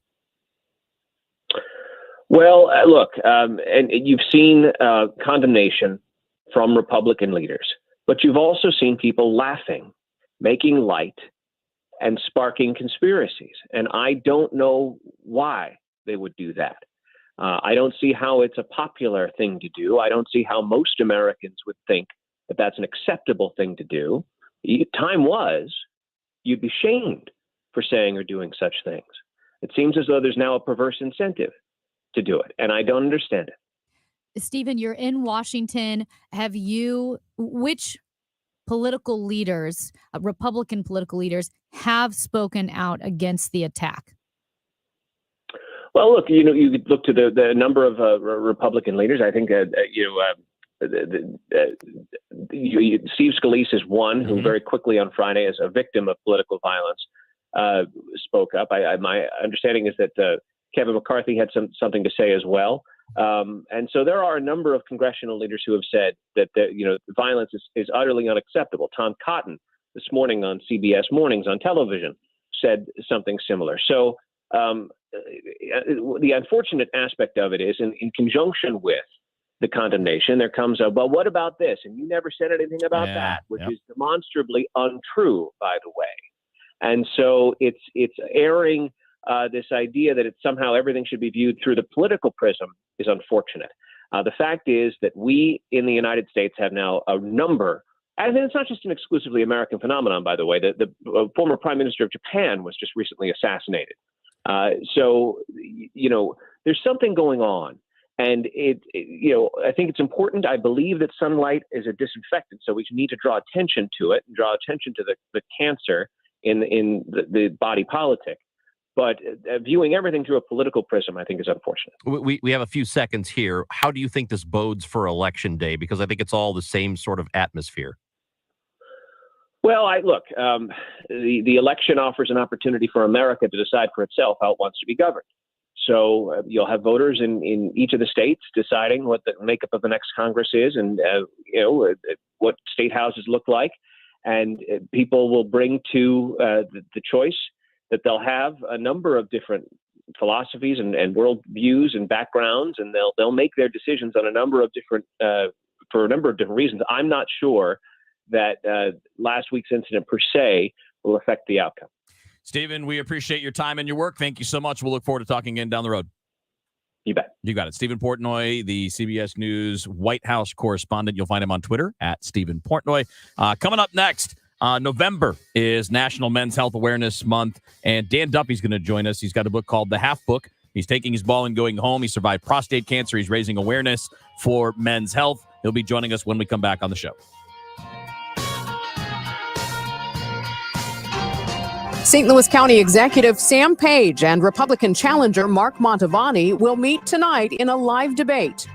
In partnership with Fox 2 and KPLR 11, KMOX will simulcast the only St. Louis County executive debate. Watch it live on KPLR at 7 p.m., listen to it live on KMOX and streaming on KMOX.com. Campaign 2022 coverage from the Voice of St. Louis, KMOX. KMOX News Time is 11:29. Donate a car, get a tax receipt, and tickets to the St. Louis Aquarium at mersgoodwill.org. What's the best product I bought this year? Oh, that's easy. Salonpas pain relieving patches. The proven medicines in Salonpas patches reduce my pain and let me do the things I need to do every day. In a recent clinical study, patients using Salonpas reported improved sleep, mood, and the ability to work. They had less pain and were able to reduce their use of oral pain medications. For pain, I use Salonpas. It's good medicine. My heart was racing just making spaghetti. I could have waited to tell my doctor, but I didn't wait. I was short of breath just reading a book. I could have delayed telling my doctor, but I didn't wait. They told their doctors and found out they have atrial fibrillation, a condition which makes it about 5 times more likely to have a stroke. If you have one or more of these symptoms, irregular heartbeat, heart racing, chest pain, shortness of breath, fatigue, or lightheadedness, this is no time to wait. Contact your doctor. Brought to you by Bristol-Myers Squibb and Pfizer. 11:30, it's sunny and 62 degrees downtown at the Arch. Elon Musk didn't allow the responsibilities of becoming CEO at a third major company to curb his Halloween spirit this year. Fresh off the $44 billion deal to buy Twitter, Musk showed up on a red carpet in New York City in what appeared to be a Devil's Champion costume alongside his mother, May Musk. South Korean officials have admitted responsibility and apologized for failures in preventing and responding to a Halloween crowd surge that killed more than 150 people and left citizens shocked and angry. Families and those wounded are addressing Florida school shooter Nicholas Cruz in emotional and often angry terms about the devastation he brought to their lives. The sentencing hearing opened with the families of the 17 people he shot and killed at Parkland's Marjorie Stoneman Douglas High School getting the chance to address him directly after 5 years. There's debris on 70 going east past Goodfellow. The left lane is closed. A stall on 6440 west past Route K on the right shoulder. Stall 6440 east at Hampton on the right shoulder. Forecast from Dean DeVore. Sunny this afternoon. Warmer with a high of 73. Clear overnight, the low 50. Tomorrow, nice if you're getting outside with a high of 76 degrees. It's sunny and 62 at the moment downtown at the Arch. I'm Michael Calhoun, KMOX News. The holidays are upon us. Call Zero Res now before the rush. Get 3 rooms Zero Res clean starting at just $129 and get a free room of fiber protectant for an $80 savings plus $50 off your air ducts. Call 314-474-2020 or book online at ZeroResSTL.com. Join us at Odyssey as we all do our one thing, together millions of things for our planet. If having turkey for the holidays, buy from a local farm, get one labeled USDA organic or certified humane. When we each share our one thing, it becomes a million things for our planet. What's your one thing? Driven by the Bomarito Automotive Group, the voice of St. Louis, KMOX. Tom Ackerman for Building Community with Busey Bank, a podcast series accessible at KMOX.com/community banking. We continue shining a light on great work by nonprofits. Meet Unleashing Potential, known by its initials UP. UP focuses on discovering and unleashing the very best in each child they assist. Busey Bank is proud to partner with Unleashing Potential to help them fulfill their mission. Listen to our November podcast, Building Community with Busey Bank, at KMOX.com/community banking. CertaPro commercial painters have powers beyond those of ordinary painters. Power of minimal disruption. We work with you to ensure a smooth project, The power of making you look good. making sure it's done right, on time and within budget, so every property manager looks like a hero. That's CertaPro Painters. The power of pro. Get your project started at CertaPro.com. Each CertaPro Painters business is independently owned and operated. Your home of the Cardinals. Arenado swings and hits it deep to left field. That ball is out of here. The Billikens. Jumper. Yes! Billikens win! The Chiefs. Touchdown! Kansas City! We are America's sports voice. KMOX.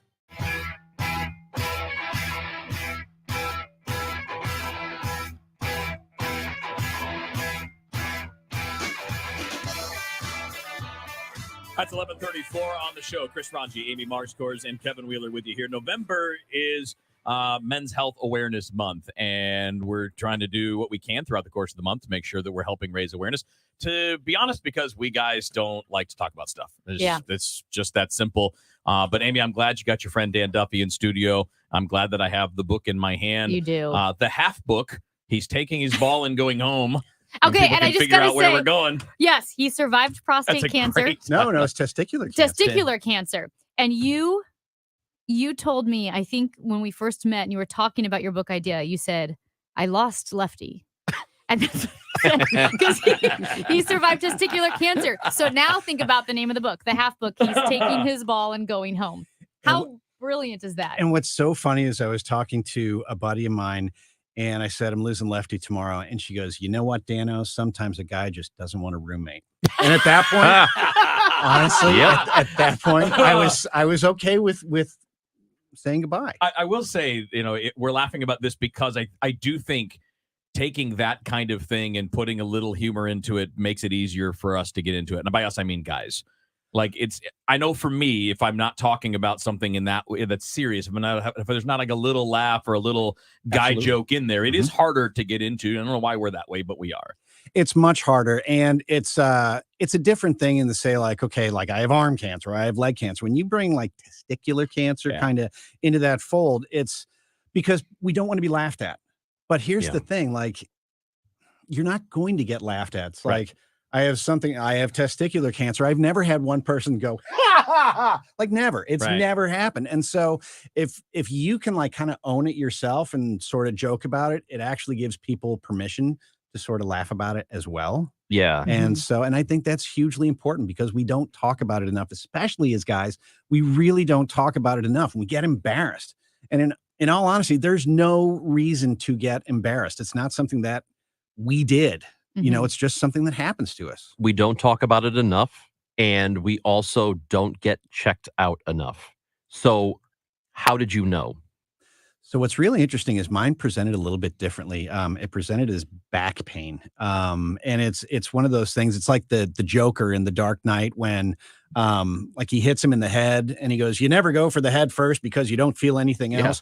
You feel the worst pain that you have. And the worst pain I had was back pain. It had completely, I didn't actually realize it happened from down there. And I tried all sorts of stuff. Like I had an epidural steroid injection and chiropractic, and nothing was. You thought you had back problems. I thought I had major back problems because way back in 1996, I had a really horrendous Jeep accident where like I flew out at 60 miles an hour. And I thought it was a red herring. I thought it was arthritis coming back from that accident. And in reality, that was just a red herring. It turns out it was testicular cancer. And the tumor had grown up from the left side and had encapsulated everything on the left side of my abdomen and was pushing my spine sideways to the right. And that's what was causing the pain. Wow. Good Lord. So I have to say, like, I'm like Roman Catholic and I never thought about ending it all. But like before I got diagnosed, I prayed for God to take away this pain in any way, shape, or form that he saw fit. And when I got diagnosed, there was almost a sense of relief because once you actually figured out, you're like, okay, we can fight this now. So, what did they do? You went to the doctor, and what did they like? How did you find out? Did they do a scan and they're like, oh, you've got all this? So I got a CAT scan and they found this massive tumor and they wanted to do a biopsy, which they did. And all of this was very quick. So when I found the lump, I found it on a Saturday. I went to like a doc in the box on a Monday because I didn't have a real doctor. I mean, I'm a 29-year-old boy. What do I need a doctor for? Right. And so I went to a doc in the box. He goes, call one of these two numbers. One of the doctors agreed to see me the next day. And so I saw on Tuesday, CAT scan on Wednesday, found the tumor on Thursday, biopsied on Friday, found out on Monday. Wow. So literally a week that it was stage 3 testicular cancer. Now, there was a moment, and you described this in your book, The Half Book, when you were setting up for a pool party because you were in radio back in the day as well. Yep. And was that a watershed moment for you? You can explain kind of what happened. So what happened was, and this was very early on, but I knew that it was the first time I ever figured that something was wrong. So I used to work for a show called Stephen DC, and we were setting up for their annual Memorial Day pool party. And it was so innocent. There was a cable that I was picking up by the couch, and I stooped down to pick it up, and I literally just fell over, like my back seized. And that's the first time. And what was so weird was 30 seconds later, it completely unlocked, and I walked away. I'm like, what the Hades just happened? And I didn't really think much about it, but going back, that was really the first sort of event that happened on the road to my diagnosis. And it really kind of hit me that your body is talking to you all the time. And if something doesn't feel right, or if something just happens that just shouldn't have happened, there's probably an issue, and you should probably have it checked out. Yeah, which is a difficult thing for people to do. You know, I don't know what it is. It's almost like if I don't get checked out and they don't tell me something's wrong, then nothing's wrong. Oh, it's the ostrich syndrome. If I don't see it, it's not there. Yeah. But the issue is that's how things go haywire pretty quickly. I was just listening to a bit of an interview with John Kruk, who was the former baseball player. And how he found out. Yeah. It's crazy how nuts. he had an enlargement. One of them was enlarged, and I think they told him it was, I don't remember the exact words, but basically it was like a bruise, no big deal. They were giving him meds to figure it out. And he went into the doctor and said, look, I need to play baseball, and this thing is in my way, so take it out. And the doctor didn't want to do it, finally convinced him. He did it.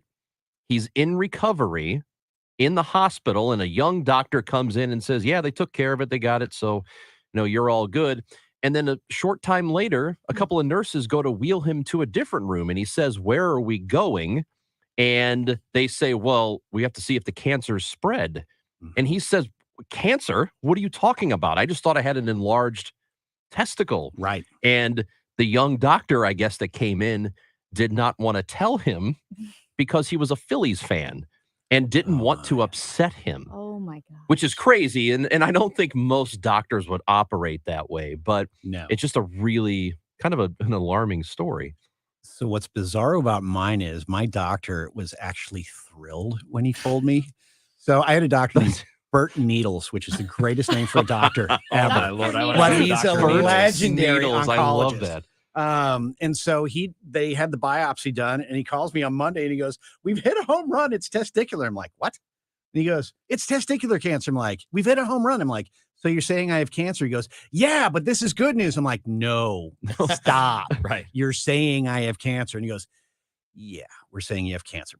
But what's great is I know exactly what you have. You have simple seminoma. I know exactly how you're going to treat it, and you're going to be fine, which again, I was so stunned. I got off the phone. I just didn't know like what to expect. And it's always so weird when you hear those 3 words, you have cancer. Oh man. Your life changes irreversibly, instantaneously. So, right.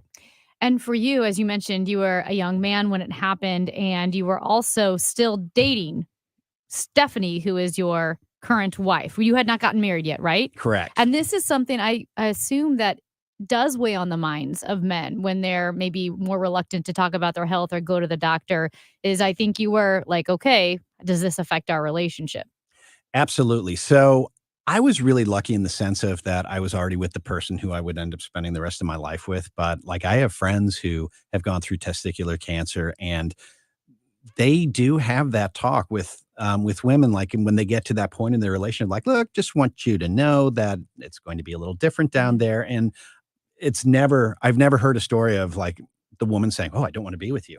But what's really interesting for us is I remember having the conversation with my wife, who was not my wife at the time, saying, look, if you want to have kids, I may not be able to have kids because I'm getting an awful lot of chemotherapy, and I'm losing 50% of the ability anyway. So if you want kids, I may not be the guy. And she goes, you know what? I am with you because I want to be with you. And if we can't have kids, maybe we'll adopt. And if we don't adopt, we'll move to New York. And, and that's what it was going to be. Yeah. That's just it's unbelievable. I mean, there's all these things that you think about if you're a man and you're like, I don't want to worry about this. And then if I do have this, then I have to tell somebody and they're going to be upset with me or they're going to think of me differently. But that's the whole point, is to get past that, because people aren't going to treat you that way. And I was also very lucky because my oncologist talked to me about fertility options before I started chemotherapy. And that's huge. That does not always happen. So if you're an oncologist listening to this, always talk to your patients about fertility options, because I've talked to enough people that said I was literally rushed through treatment and I didn't know what my options were. And now I can't have kids and my life is irretrievably broken in a way. Right. So let's go back to if something's wrong, get checked out, because every case I've heard is different, right? John Kruk's case, significantly different than yours. Yes. Another friend's case, and like the story about how you figure it out is different. It doesn't seem like there's one way to know. So what's the best way to operate? I know you said if something feels wrong, but I mean, look, I'm a guy. Something feels wrong almost every day the older I get. Like, one day the back seizes up, the next day the knee, but fair. Right. Now, again, in your case at 29, that would be way more abnormal than somebody who's like twice that age. But I guess is the simple way of looking at it, if there's a doubt in your mind, it never hurts to get checked. Absolutely. Okay. And first of all, as guys, from the time we are teenagers, we should be doing self-checks once a month in the shower. And if you don't know how to do a self-check, I urge you to YouTube Deadpool self-check testicles, because it is the greatest video I've ever seen in my life on how to properly check yourself down there. Okay. It's phenomenal. It really is an amazing thing to see. And I'll also say this, and some people might disagree with me, but I have found that pain is not a natural occurrence. If you are in pain, especially, it's one thing, like we hit 50, like I just hit 50 and my ankles sound like the 4th of July whenever I get out of bed. But pain, like when you're like 25, 26, 27 is not a natural thing. There is an issue in your body. Pain out of nowhere, right? Pain out of nowhere. Absolutely. Good point. So I want to make sure we get the right thing. DanDuffyOnline.com. Is that the best place for people to get information about you, the book? Pretty much. God, I haven't thought of that website in a very long time. It's still there. Oh, it's right there. It's still there. That's boy. I will say this. You can get the book on Amazon.com, and it's the half book, He's Taking His Ball and Going Home. And it was an amazing experience. That book, by the way, would not have been written without the perseverance and the goading of your co-host, Amy Marks. Oh, yeah? She is the absolute reason why that book was written in the first place. Huh. No, well, he's giving me too much credit. I was just I don't know, a little cheerleader on the side. You were already running headfirst into it. He wrote a book and just did it with abandon. And I remember asking you, how did you just go and write your story so well, so quickly? And you said, because nobody told me I couldn't. And I'm a word puker. Like I will sit down and just, bleh. Yeah, that looks good. Well, so that's why you're friends with Amy. Yeah. That makes sense. And they do always say, write what you know, right? Absolutely. Well, you know yourself. Yeah. And I didn't give myself like this has to be so many words. I literally wrote every chapter like an extended blog. Okay. And like if I thought about running a marathon, which I will never run a marathon, but if I really thought about running a marathon, the thought of running 26.2 at once would be, whoa. Whereas if I thought, okay, I can do a mile. And then 26 straight days or whatever. Yeah, I can run a marathon in a month. That would be fantastic. That's my kind Or of Amy marathon. can run it in under 3 hours. Yeah. So. We appreciate you popping in, Dan. I mean, It's so nice to be here. And again, it's a tough topic, but it's one that people have to have. And if you can have a little laugh with it and understand that everybody's dealing with something. Absolutely. Right? Absolutely. And yes, and like you mentioned, having a little laugh with it. You're so raw, you're so vulnerable in the book. And it's also, you find yourself laughing as you're reading it, which I remember reading it going, am I supposed to be laughing right now? This is a Yes. story about a man, fighting testicular cancer. And yet the way you tell it is just so real and captivating. I think people can hear it in your voice that you're a natural storyteller. And it is a book that you won't want to set down. You'll sit there and read it in a sitting because it's like talking to you. That's what it feels like. Thank you. And again, the book is The Half Book. He's taking his ball and going home. I love the artwork, by the way. It is great. It's so good. good. I like that. Put it on camera while we're doing that. Yeah, I did that first. Did you? I know how to promote. I'm sorry. And Dan Duffy, the author. Get the book at Amazon.com. Dan, we'll have to have you back in again. That was great. Thank you so much. Thank you very, very much. All right, Dan Duffy in studio with us. So come back and keep things moving on the show when we return. Sarah, how many times have you opened a door and been surprised by the amount of junk hiding behind it? Lots of times. Yes, and during junk reproductive season, we receive lots of boxes of new items, and there's no place to put them because all the storage spaces have gone JE. JE? Junk exponential. Is this junk reproductive season? Yes, Sarah, it is. Have no fear. We make junk disappear. All you have to do is point. Call 1-800-GOT-JUNK or visit 1-800-GOTJUNK.com. It's interesting. We're just talking about your health and taking care of yourself and getting checked out. If something feels wrong, well, you don't have to wait until something feels wrong. You can do things as a matter of routine, right? You go for your annual physical. You always go to the dentist a couple of times a year. You should be doing that for your eyes as well. You don't know if something's coming down the pike if you're not having them checked out. And again, I'm lucky. When I went to Ophthalmology Associates and I visited with Dr. Ranjan Malhotra, I didn't have any problems coming. There was no long-term health issues. My eyesight's always been fine. I've never worn glasses or contacts, so I never really thought I needed to go. But then going through it, like, oh my God, there are all these different things that could be happening behind the scenes that I don't know about. This is why it needs to be an annual visit. So check them out online, yourEyeDoc.com, and you can call 314-966-5000 to set up an appointment. Even if you don't wear glasses, even if you don't think you need something like a LASIK procedure, don't have any specific problems, knowing in advance can head off more serious problems down the road. And Drs. Greg Birdie, Dr. Ranjan Malhotra, Dr. Robert Brusati, Dr. Andy Royer, they are the doctors. They've treated more than 250 doctors, which tells you a lot. When the pros want to go to these guys, that means these guys are the best of the best, and they are experts in the diagnosis and treatment of diseases of the eye. So go get it checked out. They're a half mile west of 270 on Manchester, 314-966-5000 for an appointment, or yourEyeDoc.com. Procrastination. We've all been there. But have you been dragging your feet when it comes to creating your retirement plan? I've heard it all from, I have time before I need to make a decision, or I'll eliminate debt first and then get ready for retirement. I've seen far too many people waste valuable time for their retirement planning, and I don't want you to be one of them. Hi, I'm Ken Heisey with Heisey Advisory Group. I'm on a mission to help people recognize the potential destructive impact procrastination can have on their retirement plan. Don't procrastinate. Call us today at 314-328-4400 to ensure you get on the right path toward your retirement dream. That's 314-328-4400, 314-328-4400. Heisey Advisory Group provides insurance services. Investment advisory services offered through AE Wealth Management, LLC. Men, if you're struggling with erectile dysfunction or PE and frustrated taking pills that don't work, Paramount Men's Medical Center offers breakthrough medical treatments that effectively treat your problem.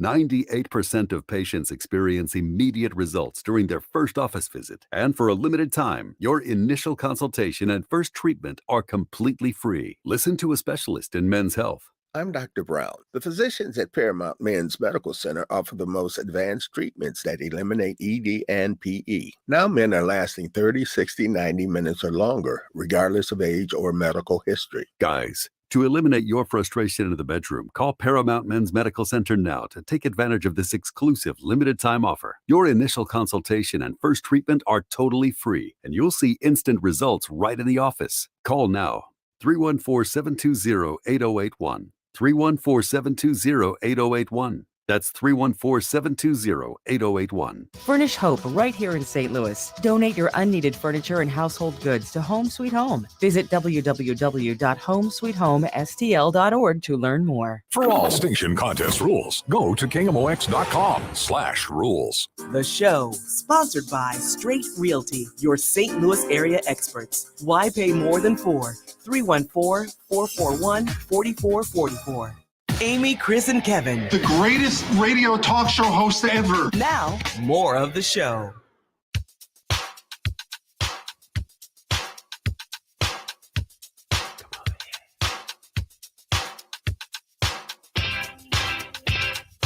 All right, guys. You guys have talked many times about various things being nightmare-inducing, right? Like you guys have the fear of being imprisoned unjustly and things along those lines. Yeah. I don't get the sense that legitimate fear. I don't get the sense. Maybe it's more you, Ron, than Amy. I don't get the sense that you guys love like super big crowds. Are you okay? It depends. I No. like a sporting event, a big crowd. You're I good like with that. Yeah. Okay. Yeah. I'm not a big fan of no. I mean, Busch Stadium is great, but the music festivals where there are hundreds of thousands of people, it just stresses me out. Okay. Yeah. See, what I hate is just waiting. I don't care how many people are around. I don't Mhm. care if it's 100,000 or 10,000, but I don't like being stuck. No. I don't like being stuck in a Agreed. place and just standing there. And that brings me to the story of Disneyland Shanghai, where they have tourists. I mean, maybe it's not the right way to put it, but locked in. No, that's exactly what they did. Locked into Disneyland Shanghai until they can come back with a negative COVID test. Yeah, it's unbelievable how Like they're locked How- in. yes, that works. They quite literally, if you were in the park when they closed their doors in response to COVID-19 prevention measures in China, the zero COVID policy, and if an announcement is made, they act immediately, and everyone who was in the park at that time is stuck behind locked gates, and they have to go through thousands of people getting and waiting for the results of their negative COVID tests. That sounds terrible. I mean, the Terrible. videos So where are they? terrible. Like, Yeah, there's I've- so many people there. I've seen some of the videos. Where are people sleeping? I mean, Because well, if you've right got to where be they there, are. and get this, so people have their phones, and there are videos of people running to locked gates of the theme park trying to get out, and the CCP, the Chinese government, is scrubbing those videos from social media and messaging services. They're just erasing them because they don't want people to know that there are thousands of people locked in the gates. this is just an absolute nightmare. I mean, to be locked in with that, with all of those people. And look, China has had this very strict zero COVID policy, and it just does not seem like the right way to operate. I can't.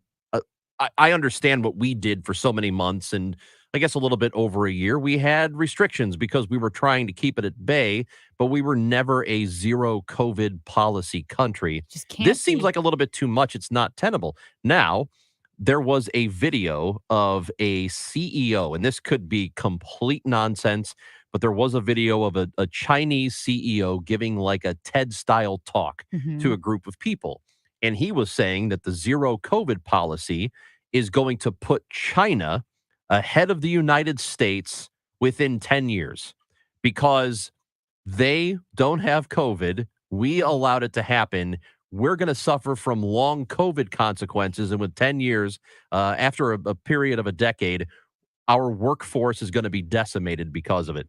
And that's what they believe. I wonder if that is a real thing where the Chinese actually believe this is going to give them a competitive advantage as a nation within 5 to 10 years. That just seems outrageously stupid to me. They And the seem to believe a opposites- lot of outrageous things. Yeah. though. Well, True. The government That's what I purports mean. a lot of things. I am and- talking about the government, not necessarily all of the people. There are a lot of people. And there. their economy is already struggling now because of these lockdowns and restrictions. My goodness, and Shanghai itself, the city, you were stuck in your apartment. You couldn't even step outside. Remember the announcements that were being made, like for the good of the people, stay inside. They were putting, they built walls and fences around storefronts. Yeah. So you couldn't even go into the store or open your business if you wanted to. I think the horrors and abuses of the zero COVID policy will eventually come out even more than what we already know. Look, precautions during the time of no vaccines make sense. They make sense. But what they do is so crazy. We have That's videos of people crazy what knocking they on do. the doors of people when they first had COVID and dragging them out of their homes to what were effectively detention centers. So when you complain about our restrictions, knock it off. Yeah, That's bad. not What we did is those. not. All right, coming up after the top of the hour, we're going to recap some of the top stories of the day here on the show.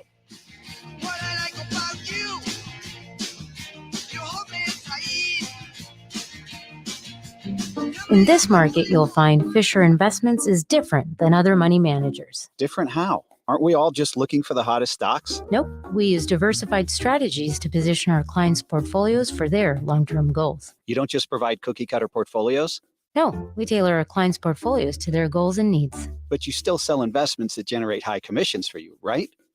No, we don't sell commission-based products. We're a fiduciary, the highest standard of care for a financial advisor. It means we're obligated to act in our clients' best interest. So when do you make more money? Only when your clients make more money? Yep, we have one transparent management fee structured, so we do better when our clients do better. Sounds like you really look out for your clients. We do, because our priority is helping them achieve a comfortable retirement. That might be why most of our clients come from other money managers. Visit FisherInvestments.com to find out why investors like you switch to us.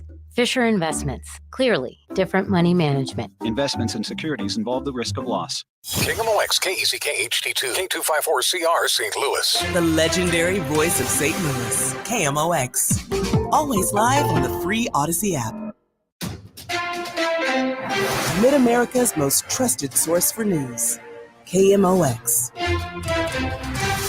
At 12 noon, it's sunny and 65 degrees downtown at the Arch. I'm Michael Calhoun. Our top story this hour, an update on the progress of the new National Geospatial Intelligence Agency headquarters in North St. Louis. This is Kevin Killeen at the NGA campus, the corner of Jefferson and Cass. The buildings are popping up.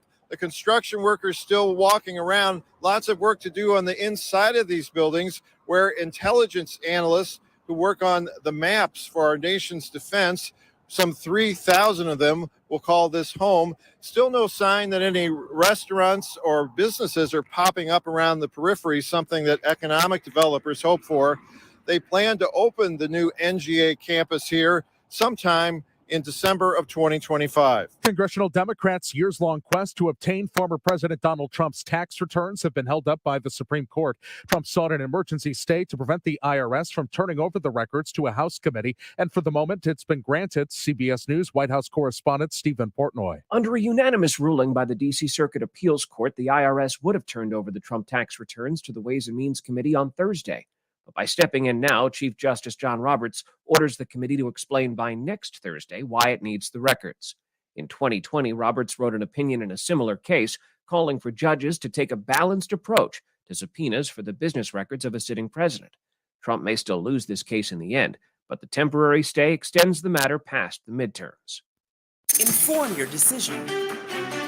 Election news. Tonight at 7, live on KMOX, it's the St. Louis County Executive Debate. Sam Page and Mark Montavani answer questions tonight on KPLR 11 and KMOX. Moderator Andy Banker commends both candidates for agreeing to debate at a time when so many won't. I think they owe it to the voters. Again, the debate is live tonight at 7 on KMOX. A KMOX follow-up to a story we brought you this morning regarding the rise in fentanyl overdose deaths in Jefferson County. Sheriff Dave Marshak says most, though not all, of the drugs in Jeffco are coming from St. Louis. Most of the fentanyl dealerships that we're encountering in Jefferson County are coming from the city of St. Louis, where, drug investigations are not a priority for them. I understand that, but it's killing our community. Well, they see drugs like fentanyl, heroin, and meth coming from St. Louis City. Sheriff Marshak says it would be naive to say there are no distributors in Jefferson County. There's still time to press your luck and win the Powerball jackpot. Nobody matched all 6 numbers last night. The prize has grown to $1.2 billion. Dr. Mark Glickman is a senior lecturer in the Harvard University Department of Statistics. You should basically have the numbers picked at random. So really the best way to do that is just to get quick picks. The First Mid-Bank and Trust Business Desk, employers still looking for workers. Advertised job openings unexpectedly rose in September to 10.7 million jobs. That's about 2 for every American who says they can't find work. The biggest need at hotels and restaurants, also in healthcare, transportation, warehousing, and at utilities. Now, this comes as the Federal Reserve kicks off a 2-day meeting on interest rates. And on Wall Street, well, that wiped out some early gains this morning, putting more pressure on the Fed to do another jumbo-sized rate hike to help cool the economy down and hopefully lower inflation. Tom Busby, Bloomberg Radio. The Dow from Stifel's down 117 points to 32,615, down 114 points, just updated.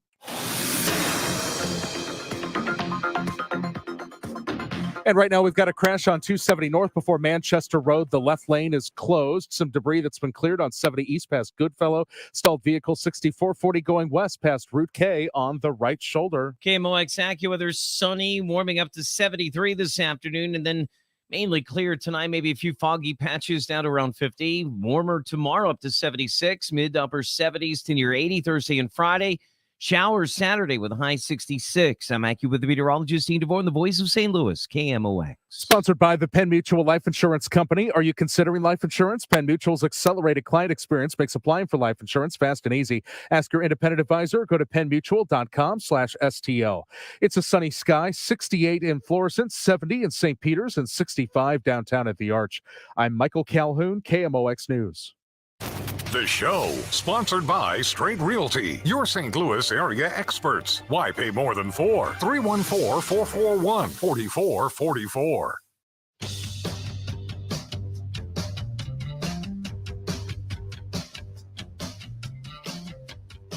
right, 12:05 on the show. Chris Ranji, Amy Mark Scores, Kevin Wheeler with you here. We started off with a little bit on Halloween, and I mentioned an interesting Yes, you did. Interesting. I was. It's not a gift, but an interesting add-on from some folks in my neighborhood. About the guy who left the person. card I don't promising death to a child, whatever it was. I don't know that it was a guy. It was a mom. Well, no, it was. Yeah. It was. I think it was a daughter who said, "My mom made me do this."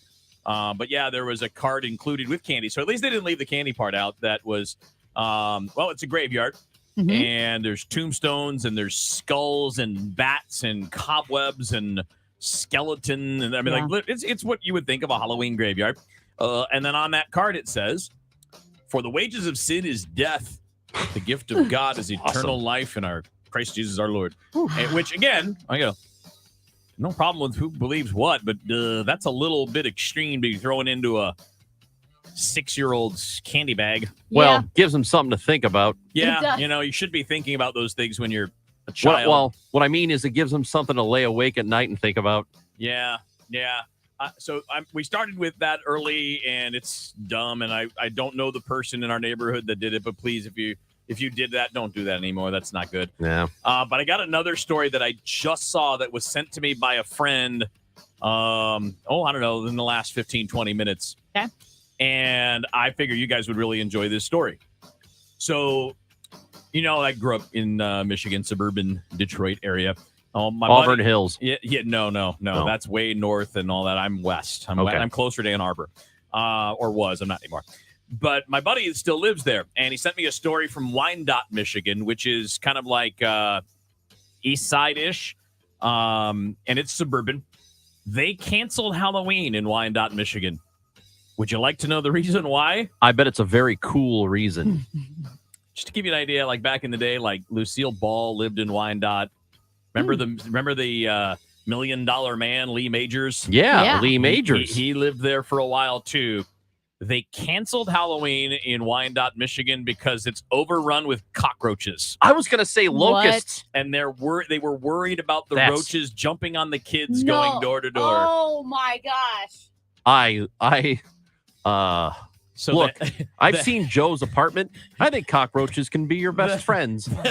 The headline is, "Massive cockroach infestation has stomped on a city's Halloween plans." Stomped. What a great headline. So well how done. does a whole city get overrun with cockroaches? I don't know, but the city council, I don't know why I'm laughing because it's horrible, but the city council voted in favor of putting a stop to Halloween festivities to, quote, prevent roaches from grabbing onto kids' costumes. No.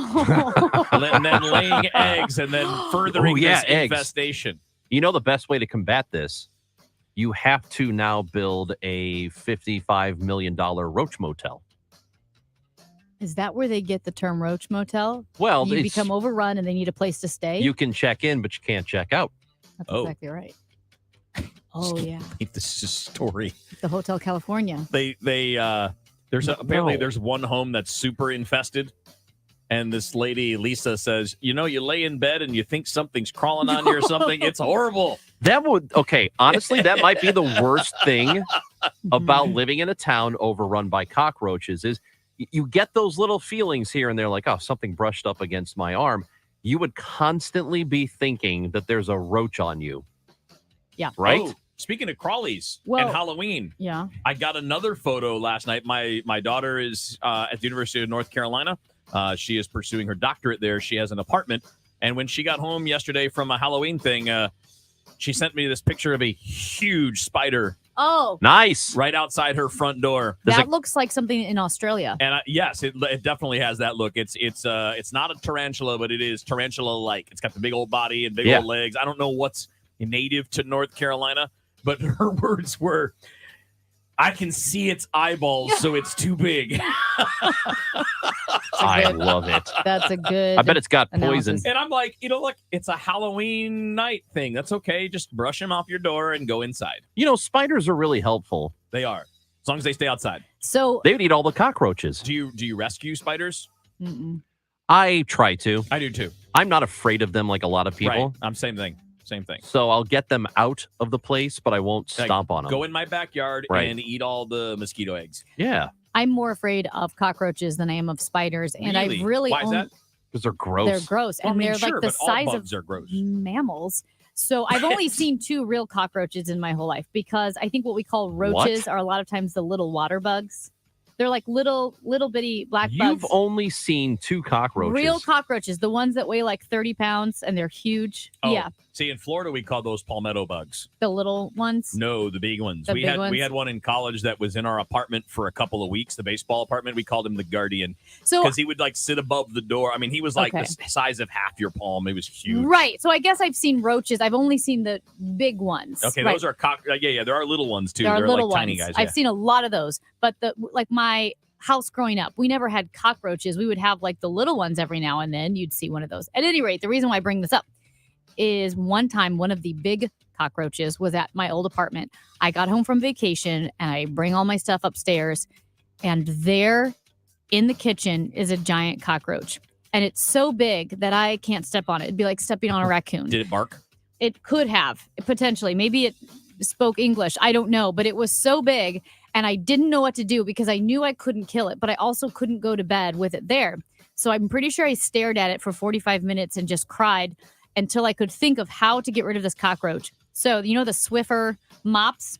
I had a Swiffer mop, and for whatever reason, I also had a sticky pad for like bugs, like the poison pads with they're sticky. They get stuck on them and they die. That's exactly right. Yeah. So I taped the sticky pad to the end of the Swiffer mop, and I worked up my courage, and I went, thoop, and I stuck the cockroach to the end of the mop, which had the sticky pad on it, and then I held it as far away from me as possible, and I walked downstairs all the way to the dumpster and threw the whole apparatus away. Amy. What?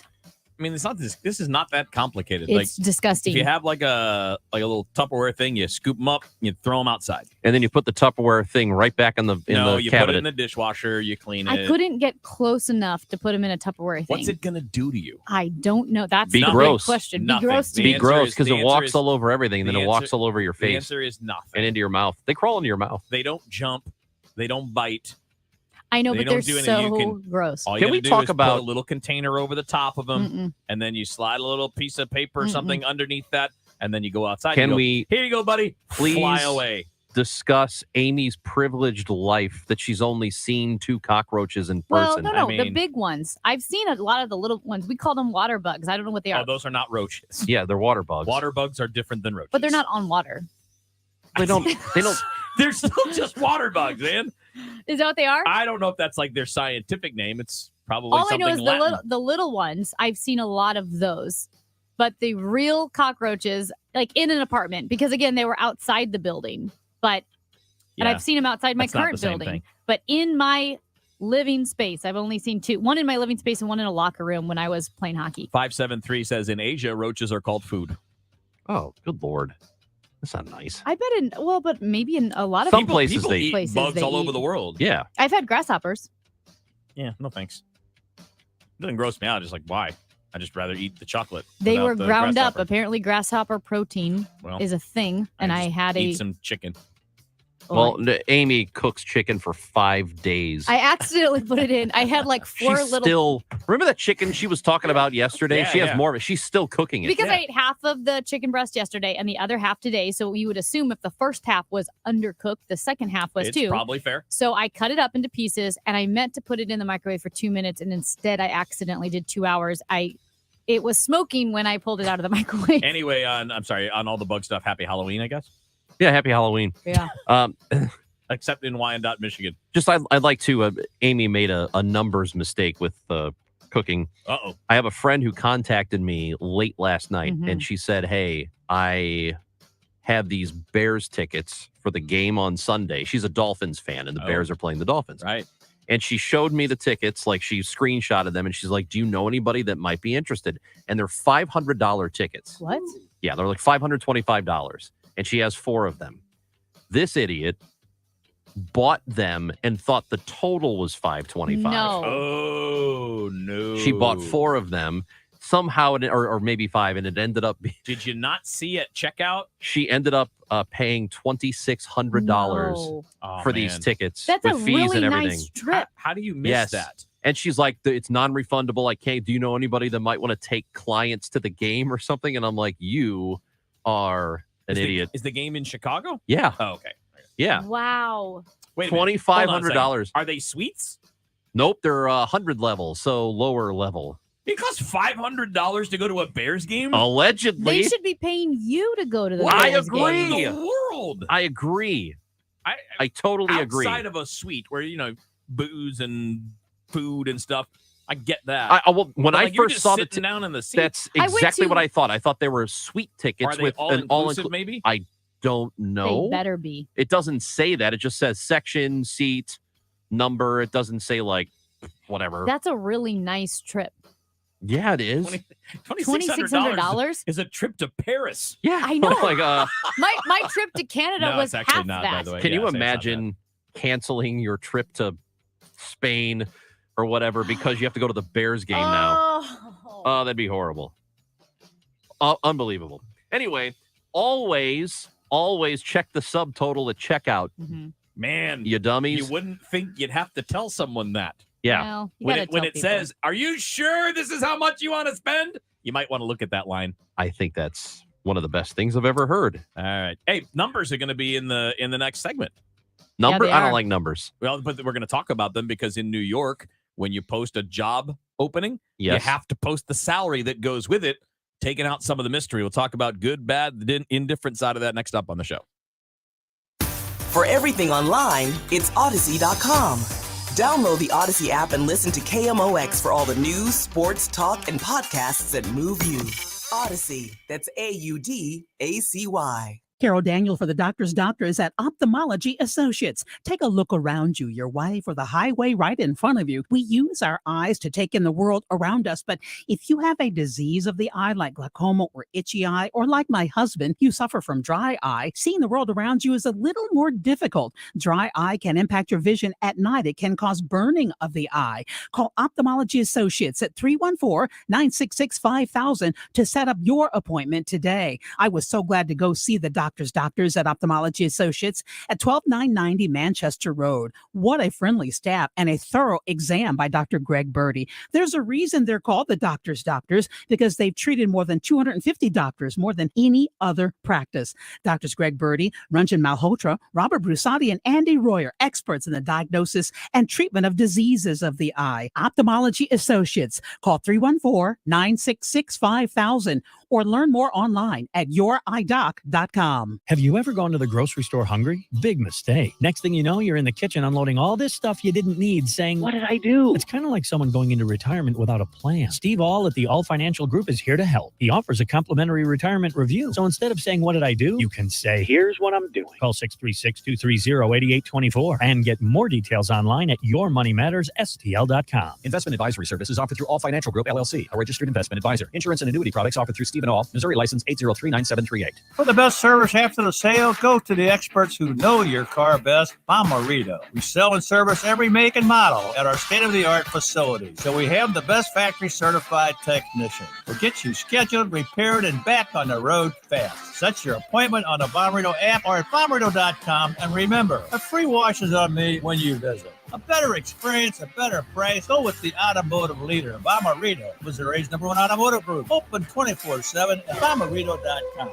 Women's health decisions should be between herself and her doctor, not up to politicians like Jennifer Cordy. Cordy won't protect a woman's right to choose. She'll ban it completely. Cordy says women who are raped and then end the pregnancy are making a decision they regret later. Politicians like Jennifer Cordy will make us less safe and less free. I'm Katie Stewart, candidate for state representative. I'll protect a woman's right to choose and ensure women have access to critical health services. I'm committed to ending violence against women by investing in domestic violence shelters and health care for survivors. I'm Katie Stewart.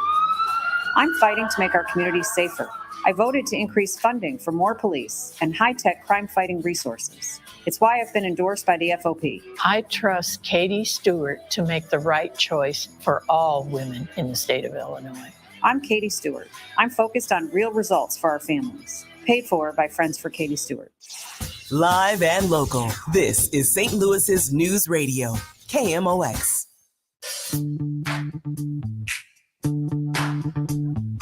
All right, 12:20 on the show. Chris Ranji, Amy Mark Scores, Kevin Wheeler with you here. All right, guys.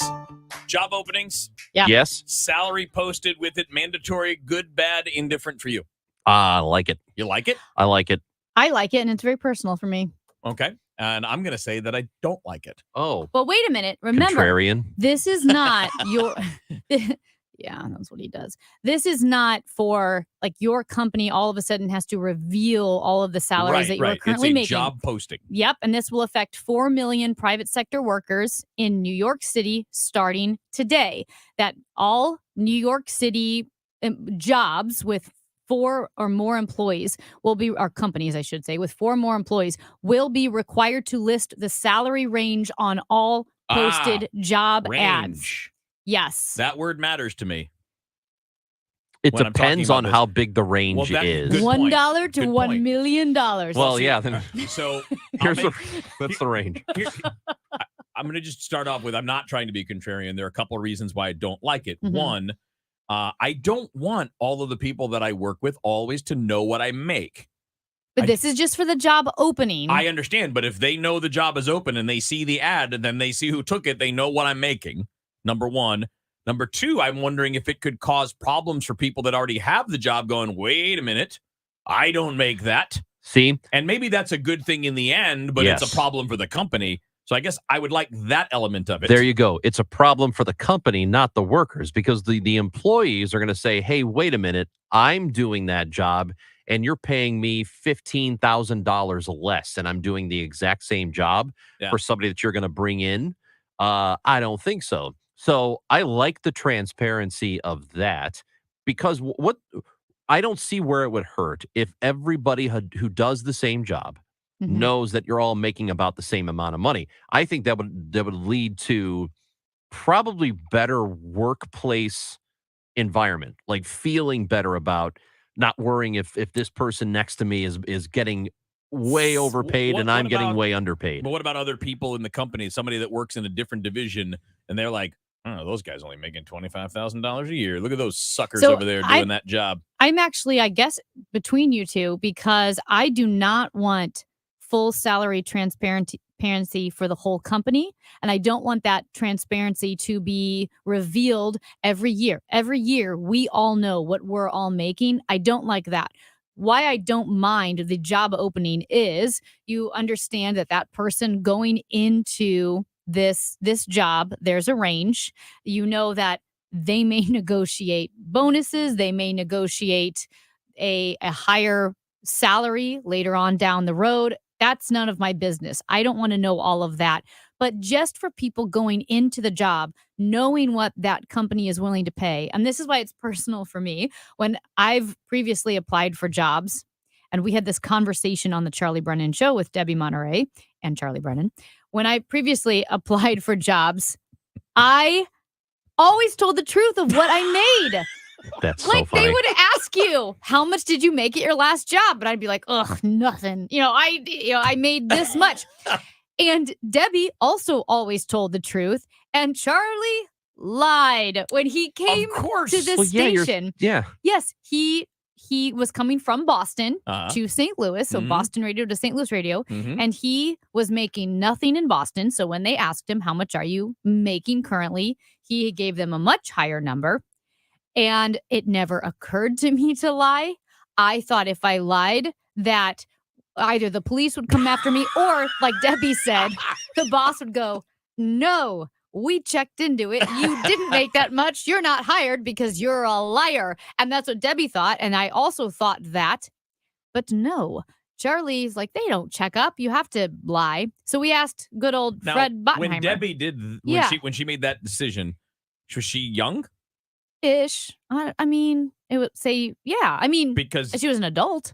Right, in her right, 30s. right. But like, okay, in the 30s. Yeah, Okay. So- in her 30s. Like, I could see doing that like when No. you're 25 and you're like, well, I mean, I'm not going to give you the straight up on that because No. you're not giving me the straight up on what you can actually afford when you're the employer. You're telling me what you want me to take as opposed to what you can actually afford to pay me most of the time. So I'm gonna push the number. I believe she was in her 30s. I was in my 30s. So we asked good old Fred Bottenheimer about Bottomer for those that don't yes, get the joke. Fred Bottomer. Fraud Bottomer. Well, based on what you said. I know. Anyway, we asked him. I flagged him down. I accosted him in the hallway and said, Fred, did you lie when you got your job here? And he's like, well, this was, I've been working here forever. And so I think it was one of his first jobs. So he said no. But then his response was, why wouldn't you lie? Wow. Fred. Wow. Yeah. He's like the nicest guy. Yeah. And as Debbie pointed The out, religion he's, editor. Yes. Yeah. The Yeah. religion editor. And by It's the way, never the nicest person. the nicest person. So is this a me and Debbie thing or is this a guy girl thing? I don't know, but I mean, It never occurred to me to lie. I thought they would check up on me and be like, you're Yeah. a liar.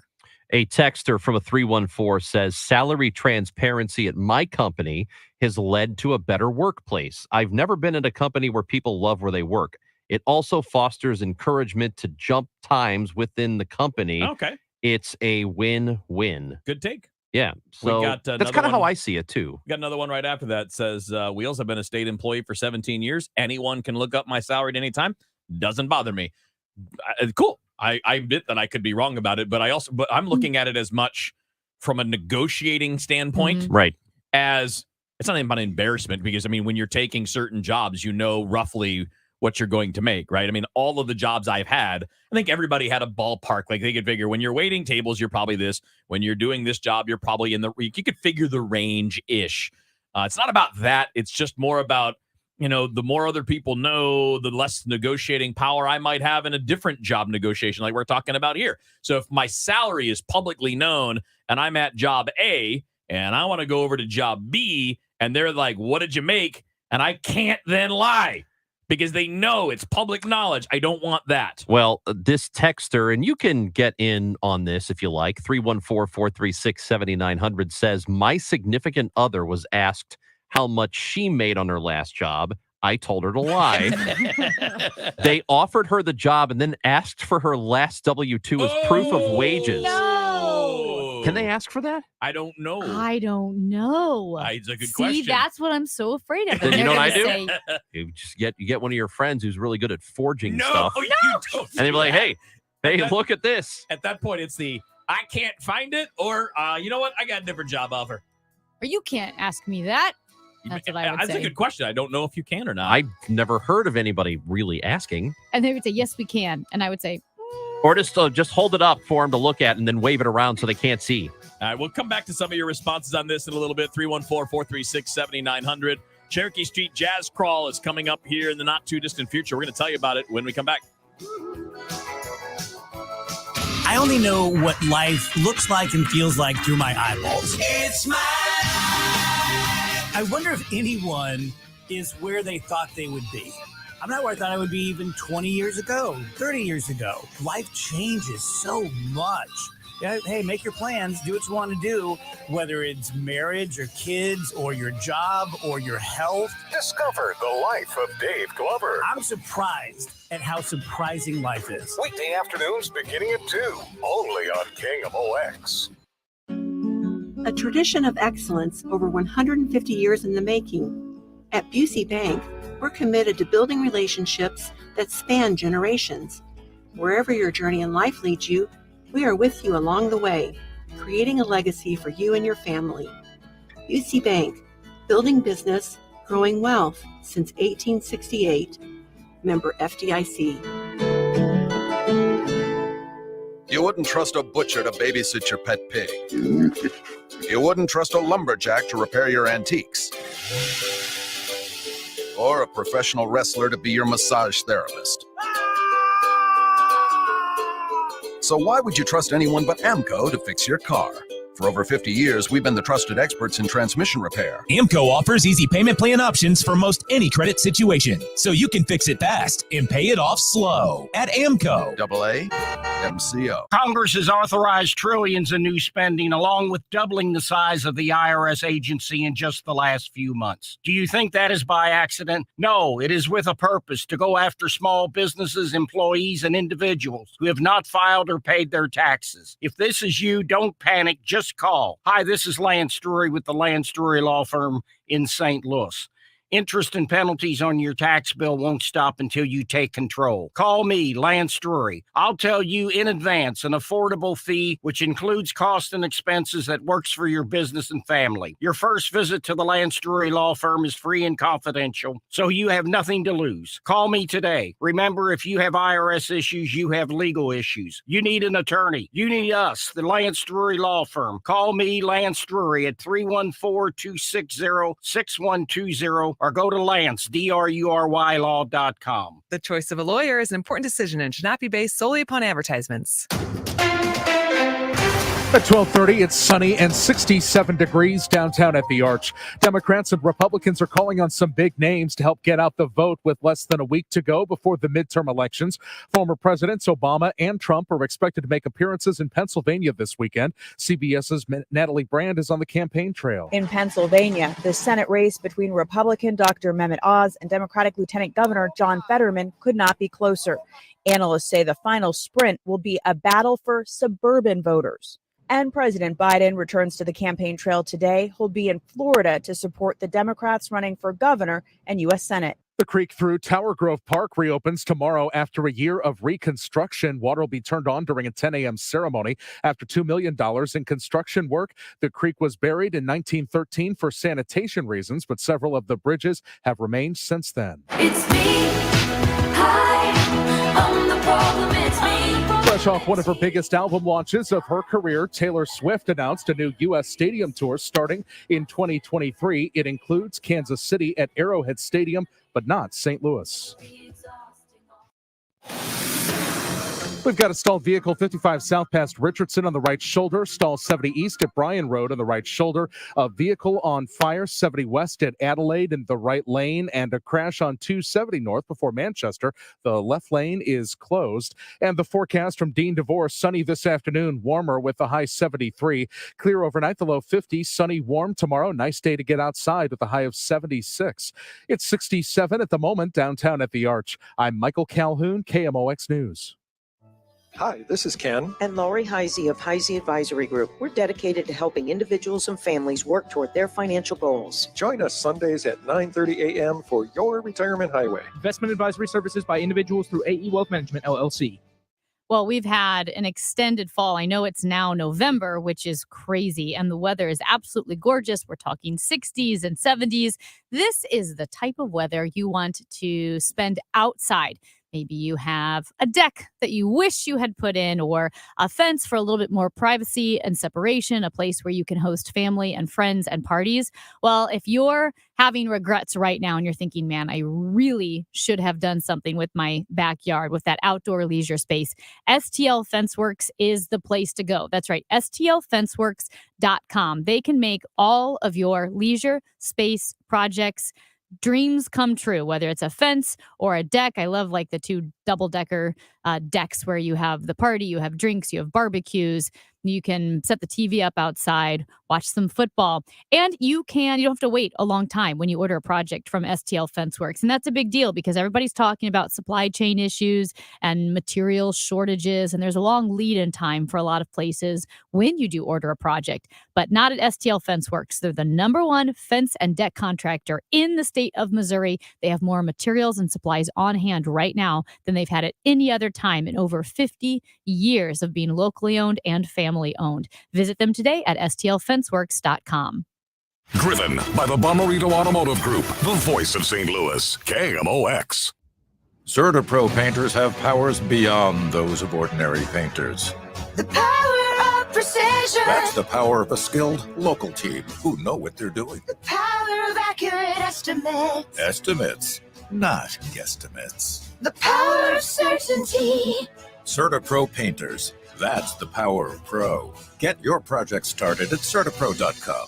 Each CertaPro painter's business is independently owned and operated. Your home of the Cardinals. Arenado swings and hits it deep to left field. That ball is out of here. The Billikens. Jumper. Yes! Billikens win! The Chiefs. Touchdown! Kansas City! We are America's sports voice, KMOX.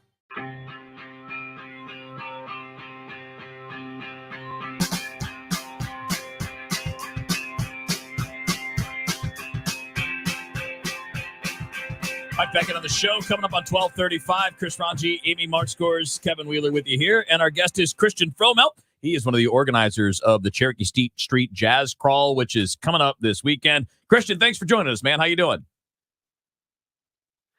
Hello. Hello. Well, hello. Christian, are you with us? I am here. Yeah, we had a little audio problem again here. We appreciate you being with us, and now we're talking about 10 years of this event.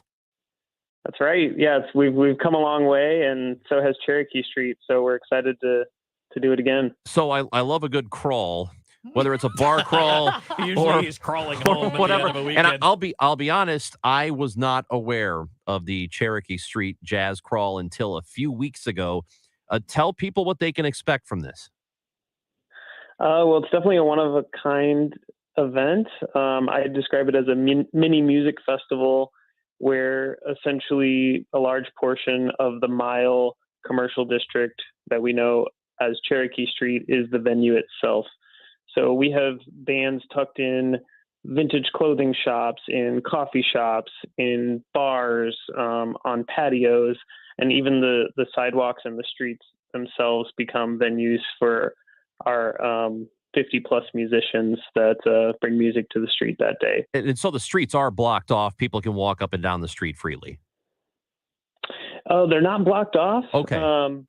But people do fill up the sidewalks, and one portion of the street at Cherokee and Iowa will be closed off, and that will be its own venue for 2 of our bands happening that day.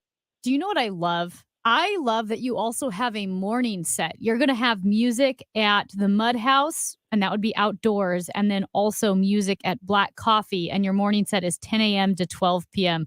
That's kind of unusual for a crawl type scenario where it lasts all day and includes the morning coffee sets. 10 a.m. is Amy's nighttime, by the way. That's right. She ready for bed by 1. Well, who doesn't love a good coffee in the morning with some jazz music playing? That was kind of the idea, just to include every type of lifestyle. And if someone just wants to come out for that morning set and hear some music and enjoy it that way, it's a great way to do it. I love it. I also love the event that's taking place at 2 p.m. at Blank Space, and that is a foot sweeps and grooves dance lesson. And I got to tell you, I love to dance, and so that would be something that's where you would find me at 2 p.m. at the dance lesson. Heck yeah. That's a little ode to the origins of the event, which was actually a large swing dance festival. So we do have open dance classes tucked in there that you'll see in the schedule.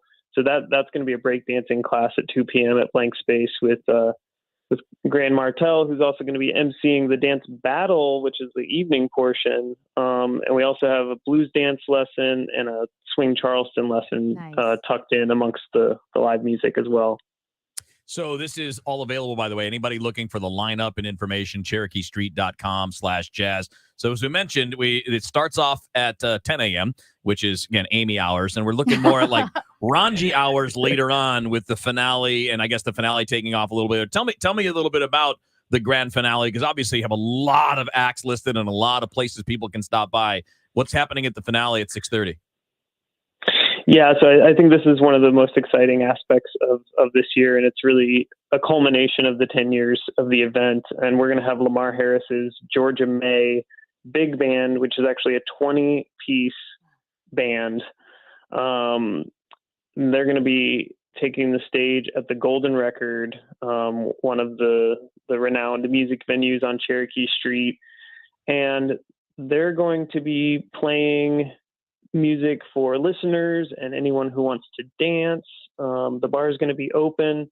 But in addition to that, we're going to be bringing back something we've done the past 2 jazz crawls, which is the All Styles Dance Battle. And they're actually going to be playing for the final rounds of the dance battle. That dance battle is open to anyone who wants to get out there and show their stuff. And as the name indicates, it's whatever style of dance you want to do, and the judges are going to be picking people based on their musicality with what Lamar Harris is going to be DJing, and then ultimately what the band is going to be playing. So that's going to be quite a spectacle. And if anyone is a little shy for the dance battle, well, just dance during the regular band set. Can we sign Amy up against her will for that? Oh God, no. I mean, it'd be pretty great. I'll look the other way. No. What? No, I'm honestly, Christian, you'd have to leave because you can't like get away from it. It's horrible. Oh, I love to dance so much. Christian, just That's in case not you're not helping. aware, the comparisons to Elaine from Seinfeld have been made many times. Oh yeah, she's bad. Well, there's no comparison. I actually am that.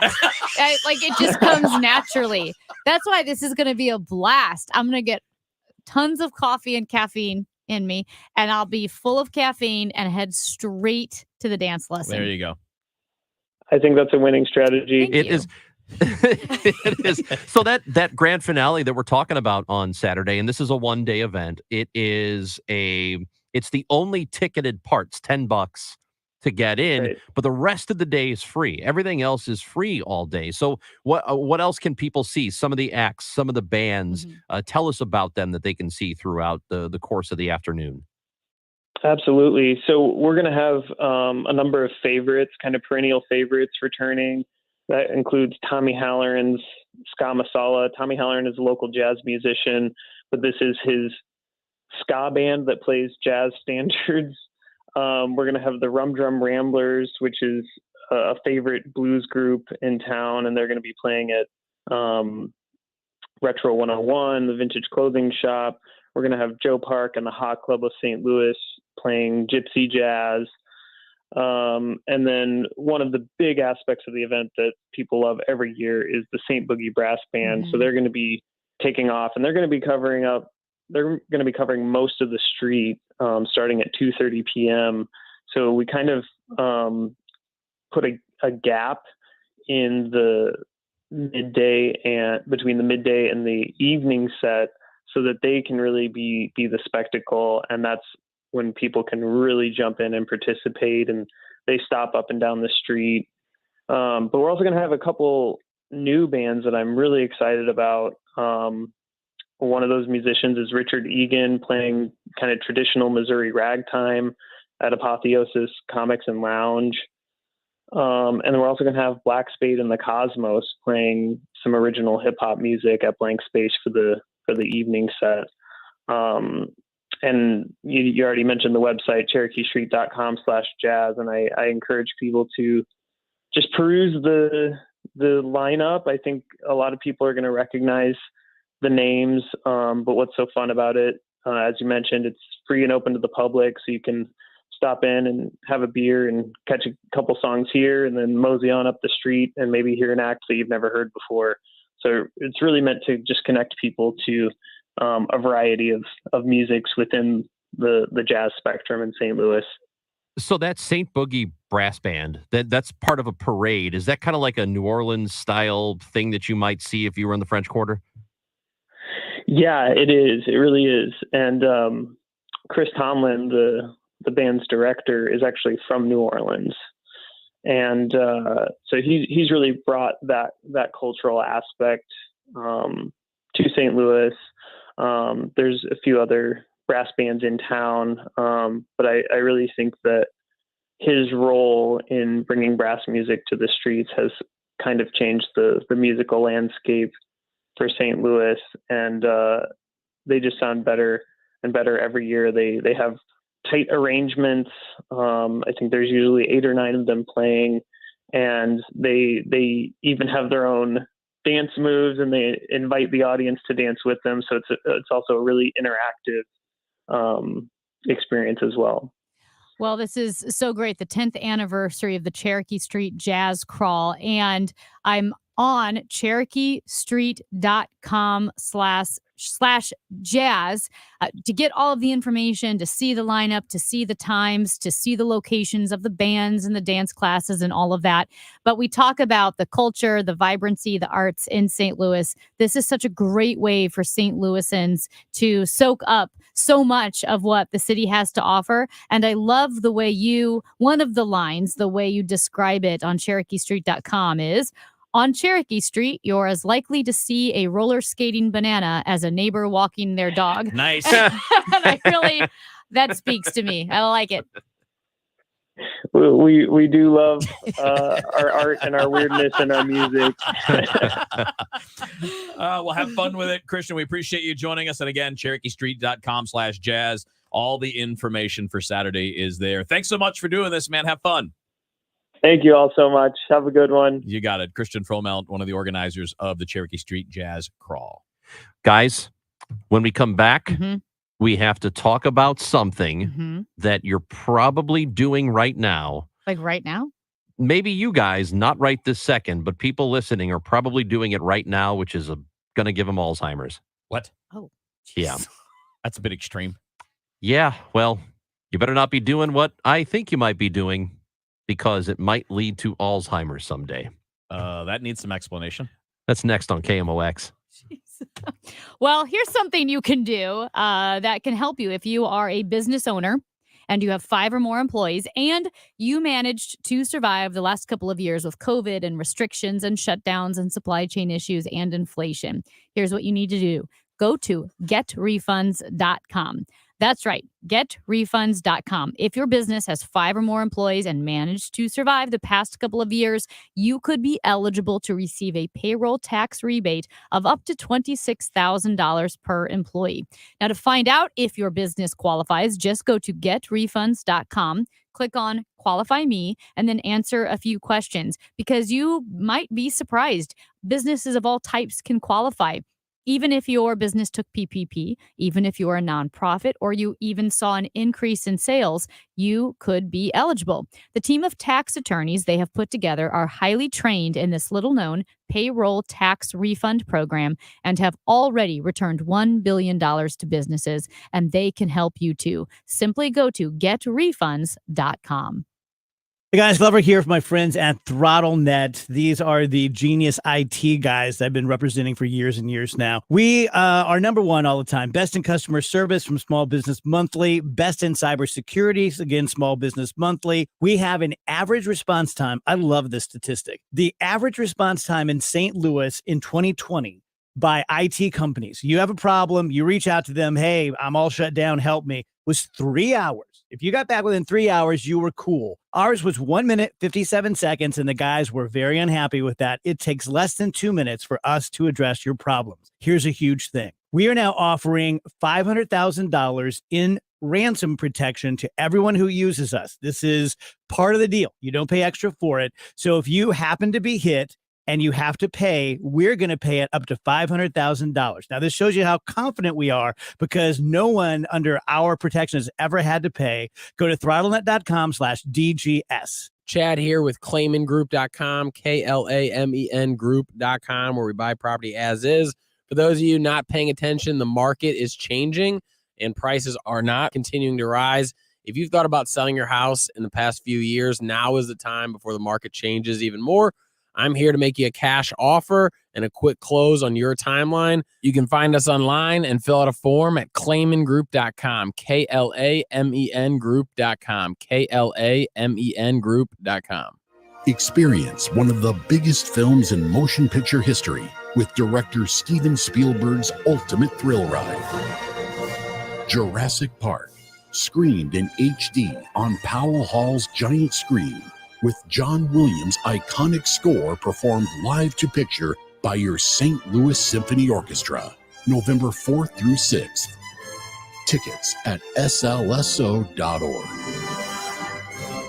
Home Sweet Home mission is to give underserved families a sense of pride and to improve the quality of their lives by providing basic household furnishings. To learn more, go to homesweethomestl.org. Business is difficult right now, putting a lot of good workers at risk. If you're a business that needs flexibility with your workforce and don't want to lose your best employees, go to sharedwork.mo.gov and see what the Missouri Department of Labor can do for you. The show, sponsored by Straight Realty, your St. Louis area experts. Why pay more than 4? 314-441-4444. Back to the show. Yeah, the show! With Amy, Chris, and Kevin on KMOX.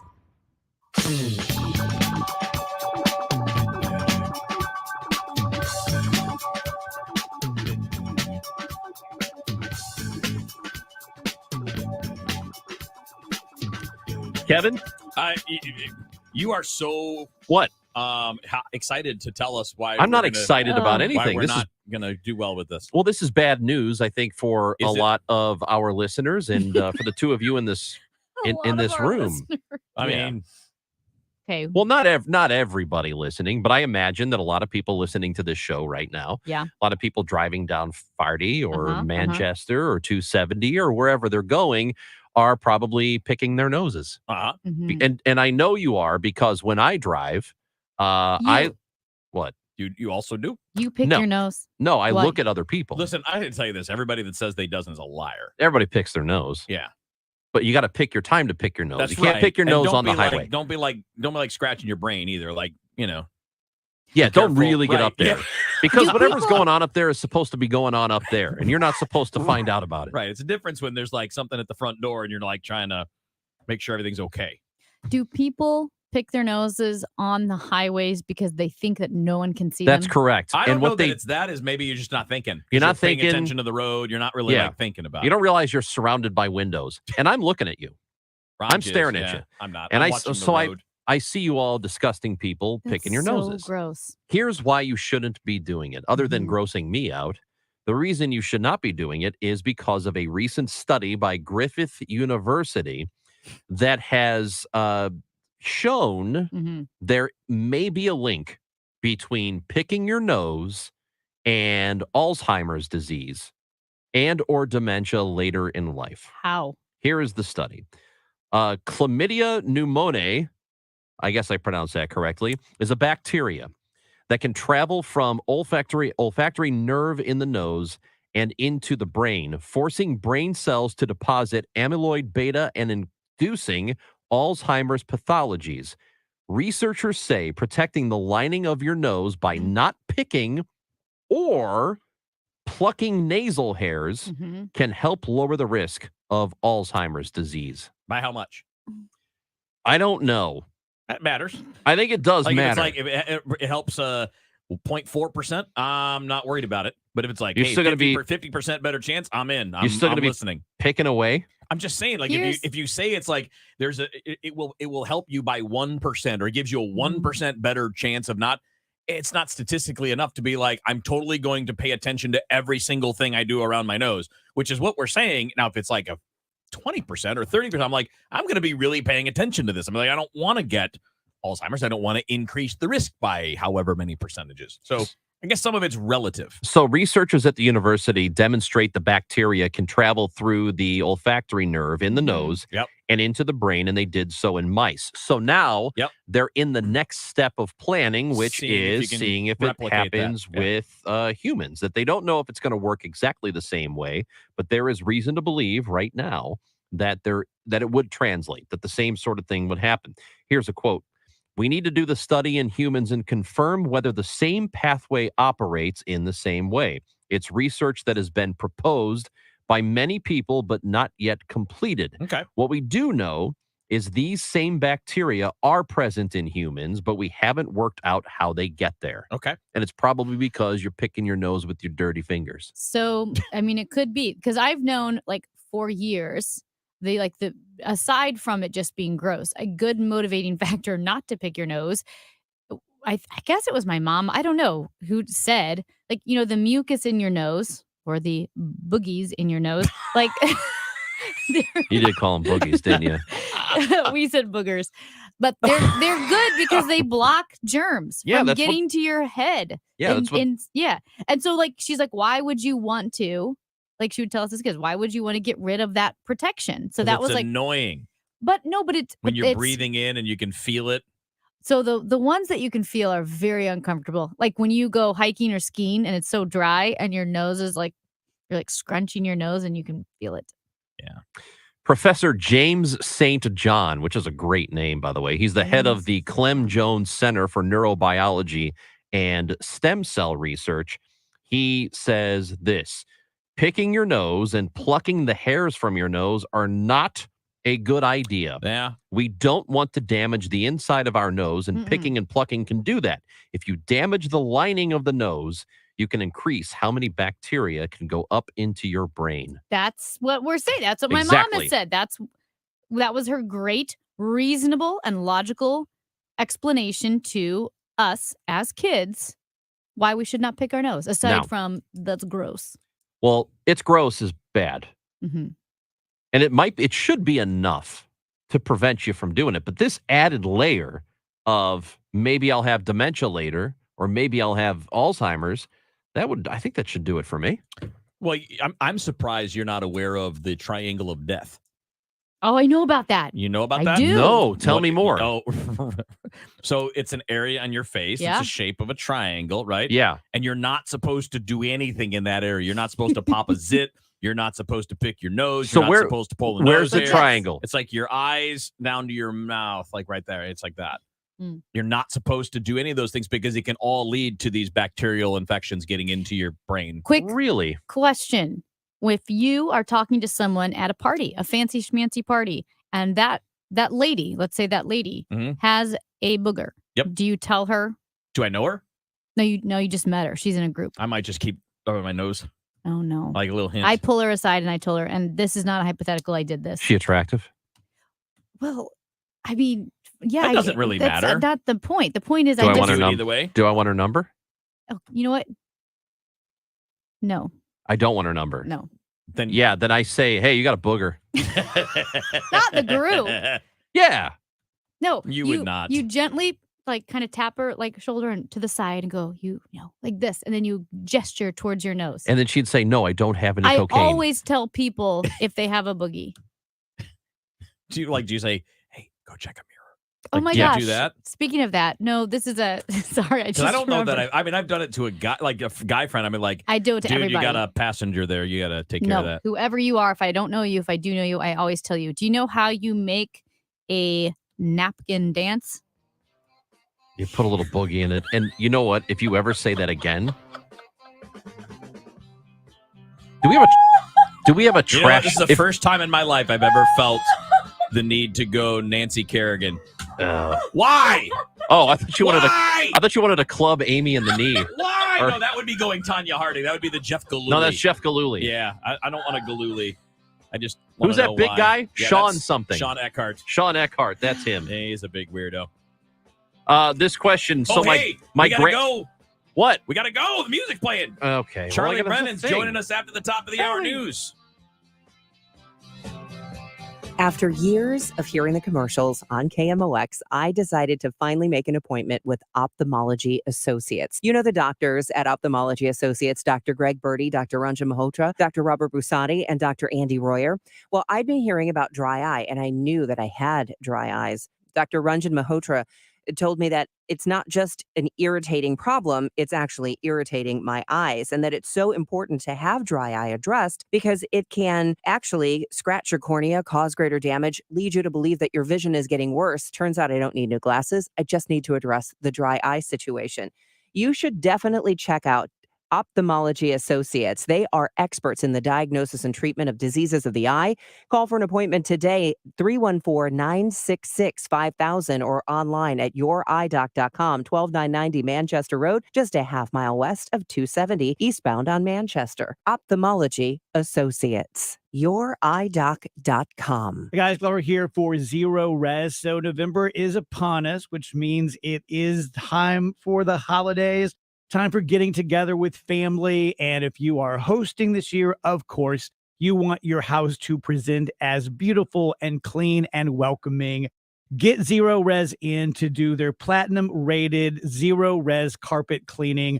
Before you turn your furnace on, also this winter, you know that the dirt, dander, and other allergens are hiding in your air duct system. Clean that up for your health and for your safety. The legendary 30-day Gotta Love It guarantee means that if you're not happy, we're not happy. We'll come back, no questions asked, no hassles, no worries. Call Zero Res 314-474-2020 or book online for the DGS special. 3 rooms of carpet starting at $129 with a free room of fiber protectant and $50 off your air ducts. That's a total of $130 in savings. ZeroResSTL.com. KMOX, KECK HD2, K254CR St. Louis. The home of the Cardinals, KMOX. Always live on the free Odyssey app. When you want a brand new kitchen, there's nothing to it. There's a brand new way to do it. 3-day kitchen and bath. Marilyn Facer recommends 3-day kitchen and bath. Working with Dave was an absolute delight. Once everything was scheduled, everything went perfect. Have you ever had a remodel done before? About 25 years ago, and it was a nightmare. Was 3-day kitchen and bath on time? There was no delays. Everything was on time. All the deadlines were met. Everything came at once. Would you recommend 3-day kitchen and bath to your friends and neighbors? I highly recommend them to anybody. Top quality products and craftsmanship in 3 days or less. Call 3-day kitchen and bath. Always on time as promised, at the price promised, and your job comes with complete satisfaction guarantee. No ifs, ands, or buts. Visit their website at 3daykitchen.com. That's 3daykitchen.com. 3-day kitchen and bath. Mid-America's most trusted source for news. KMOX. At 1 o'clock, we've got a sunny sky, 73 degrees downtown at the Arch. I'm Michael Calhoun. Our top story this hour, the new St. Louis headquarters for a geospatial spy agency continues to take shape. This is Kevin Killeen across the street from the new NGA facility, still under construction, but the building's popping up at Jefferson and Cass. This is where the top secret work is done on military maps for soldiers on the ground, planes and missiles, and also maritime maps that help not only with finding out where things are, but with targeting for weapons systems. They hope to have 3,000 NGA workers here moved in when the place opens in December of 2025. Parkland school shooter Nicholas Cruz's 2-day sentencing hearing began today with the families of the 17 people he murdered getting their chance after almost 5 years to address him directly. CBS News correspondent Manuel Bojorquez. Max Schachter, the father of Alex Schachter, one of the students killed, said, "I hope you have a violent and a violent death." Essentially, that's what you're hearing here is the jury didn't do it. We're wishing it upon you. Very blunt, very stark, but at the end of the day, that's how these parents feel. Inform your decision. Election News. Tonight is your only chance to side-by-side compare the two candidates for St. Louis County Executive.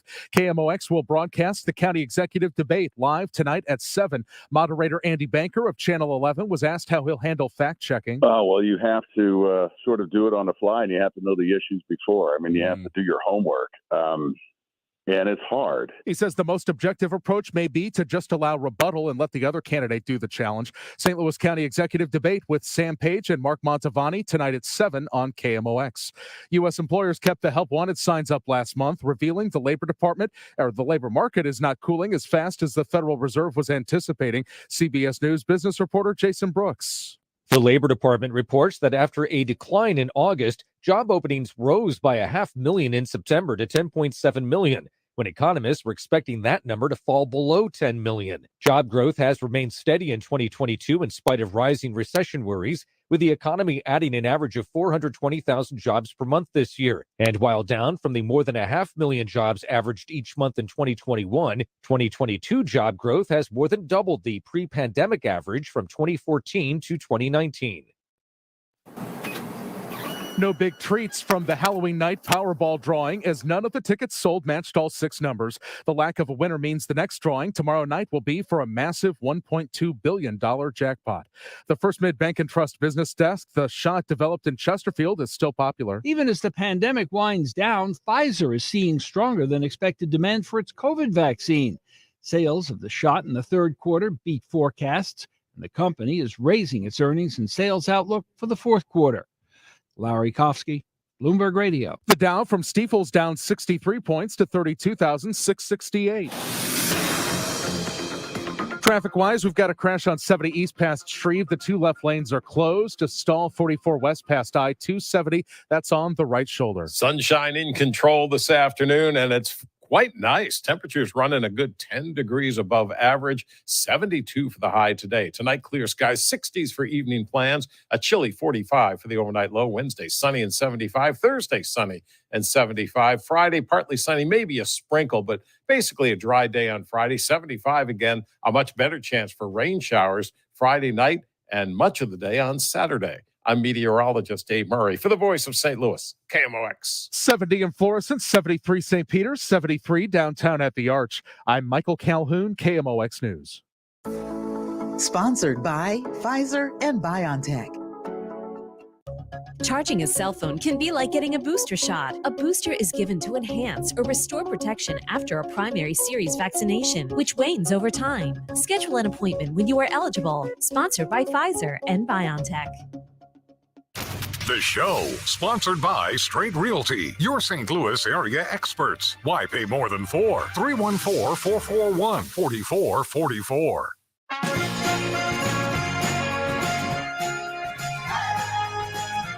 Today's 105 on the show. Chris Ranji, Amy Mark Scores, Kevin Wheeler, and the lying liar who lies. Oh, my God. Charlie Brennan hanging with us. Hey, there he is.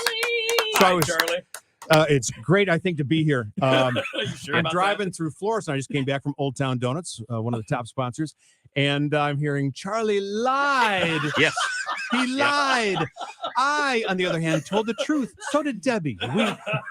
We would never think of lying, but Charlie lied.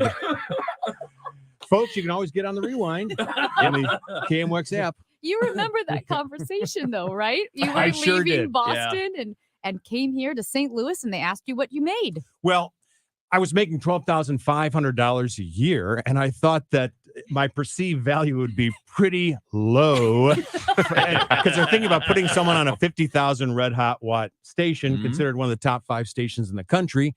So I thought that would not look good. So I said I was making 30 and needed 40 to move here. And they gave me 40, but then I found out the union minimum at the time was 44. Oh, so, yeah. This is why you lie, because Exactly. they will. That's Yeah. exactly it. Yeah. Like, oh, you're going to work for free? Cool. Come right in, Mr. Brennan. Right. We have a seat for you. Yeah, Amy's never really been the most tactful person. We've noticed I mean, I've known her for a long time, Mhm. but she's out here airing everybody's laundry. Just tell everything about you. Remember that thing you told me in confidence? Well, I'm telling everybody now. She does it all the time. It's all my new book. That's why he's here. to That you'll be promote that writing new from book. prison because of her. Yeah. Trouble Child, the Amy Markscore story, published by Simon & Schuster. Charlie, did you hear about the boogers on your way in? No. I was recording an Old Town Donut spot with D to the C. So I missed Okay, your last okay. segment. I cut off from the broadcast. I heard the lying segment, and then I heard the big event going on Cherokee Street. Right. Yeah. Then it was It's probably went good dark. that's where you went dark. Okay. Yeah, because that's where Ron went dark. Well, Amy, tell them about the boogers. Well, there's a new study that if you pick your nose, it could lead to dementia later on in life or Alzheimer's because there are bacterium that are making their way into your head. Well, it's just one of those studies where I guess you'd have to read it to really see if they crossed all their T's and dotted their I's. Yeah, the key Now they're word to working on me that in part. there was could. Could. It could, yeah. Could. Yeah. So, Hasn't affected you yet.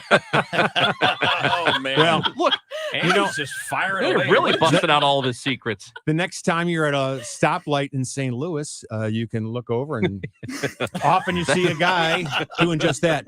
Although I was in downtown St. Louis coming here, of course, and Amy, you'll appreciate this maybe. Mhm. The guy next to me blew the red light and then went to the next light and blew that one too. Oh yeah, Yep. every day. Oh, yeah. Every day. Right. I saw it yesterday where there was. I mean, not even a slowdown. Just, No. Mhm. Yeah, keep on going. Well, this guy did slow down. Well, that's good. He seemed to look for the cross traffic and then Yeah. proceed. Yeah, I was in a lift on Saturday, and the gentleman blew through a couple of red Wow. lights, and he acknowledged that he was doing it, and then he said, "If you're gonna drive stupid, you better do it smart." And he at least looked to his left and right. I was like, all right, well, Was that Yogi Berra? I It mean, was Yogi Berra driving it your could have lift. been. Could have been a Yeah. bumper sticker. Yeah. Right. How the travel's been, Charlie? You been Well, doing just some got bumping back. around? Yes.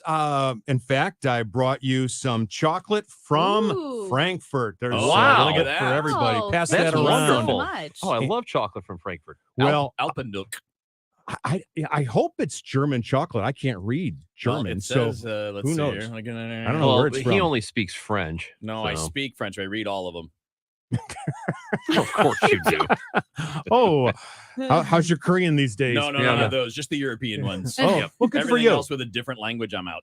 So Yeah. you I'm took sorry, the flight I'm sorry, a different Yeah, alphabet. I'm from out. St. Louis? Took the Lufthansa flight to Frankfurt and then back. And folks, I think if you haven't done it yet, it's pretty neat to get on a plane at Lambert and then land. Your next stop is Europe. It's the only nonstop to Europe, as most people know. Yeah. It's subsidized locally, and it's subsidized for 1 year. And two of the companies subsidizing it are Centene and Emerson. Oh no. Oh, boy. Oh. So who Well, knows how long it's going to be around? Yeah. But I think people will like it if they haven't done it yet. You know, you go to Lambert, you get to Frankfurt. At Frankfurt, there's a train station in the airport, and the trains go all over Europe. We took one to Paris, and both Paris and Frankfurt, from what we discovered, are both on sale because of the power of the American dollar. Mm. So the chocolate you're about to eat was not expensive for the Brennan family, of course. And I will say, you can get some great deals all around. I mean, Beth bought a bottle of wine for $3. We had one dinner Saturday night, 2 entrees, drinks, everything included was $39. You just don't Wow. get that around here.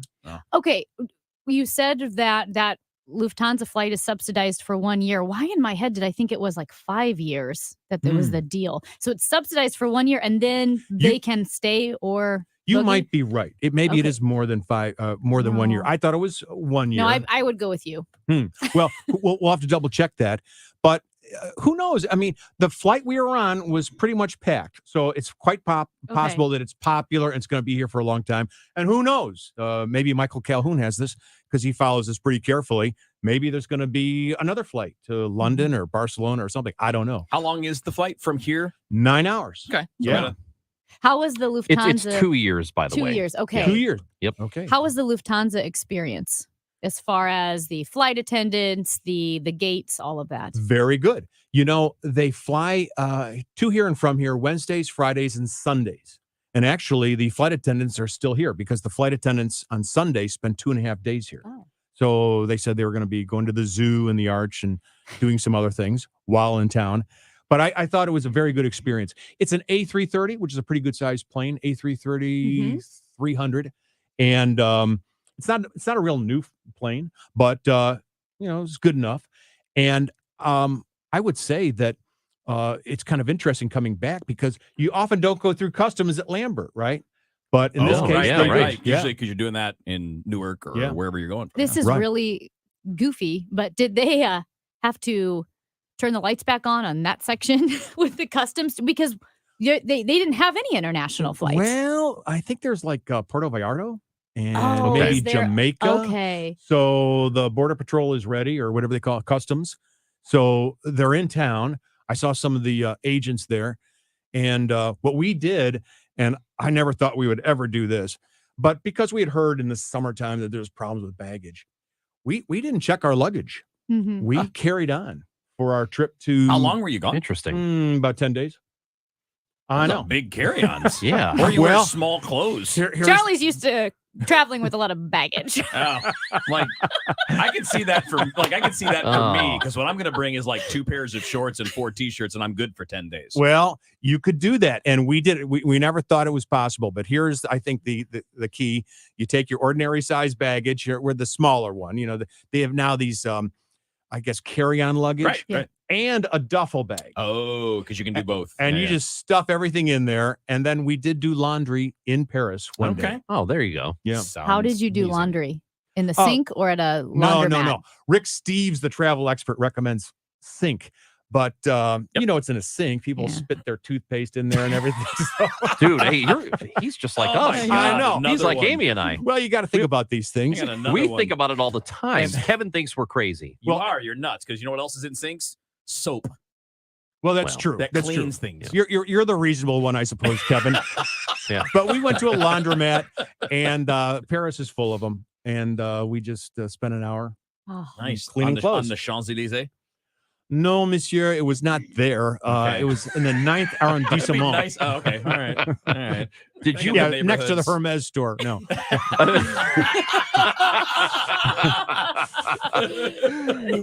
Did you have the experience of visiting with Europeans who wonder what in the world is going on here? Because it seems like every conversation you have with anybody who's traveled overseas is, what do they think of us? No, Okay. not really. I didn't hear. We talked to a lot of Europeans, but maybe they were just being polite. They didn't opine on, January 6th or Trump or any of the warts that we have in this country. Of course, most of the folks we saw were in the hospitality sector.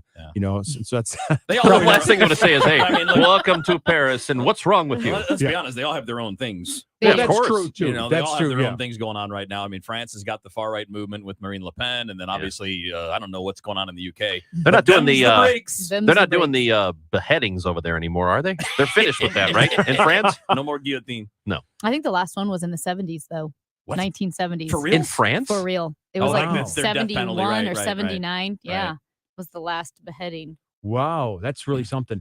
Where were we? Somewhere where they had some demonstration, or not demonstration, but some sort of exhibit explaining how the guillotine came around. It was French invention, as you know. Yeah. And actually So- pretty humane compared to what they Yes, used to do, compared correct? to the firing squads and all that. Or yeah. the axe, which Yep. you could miss. Yep.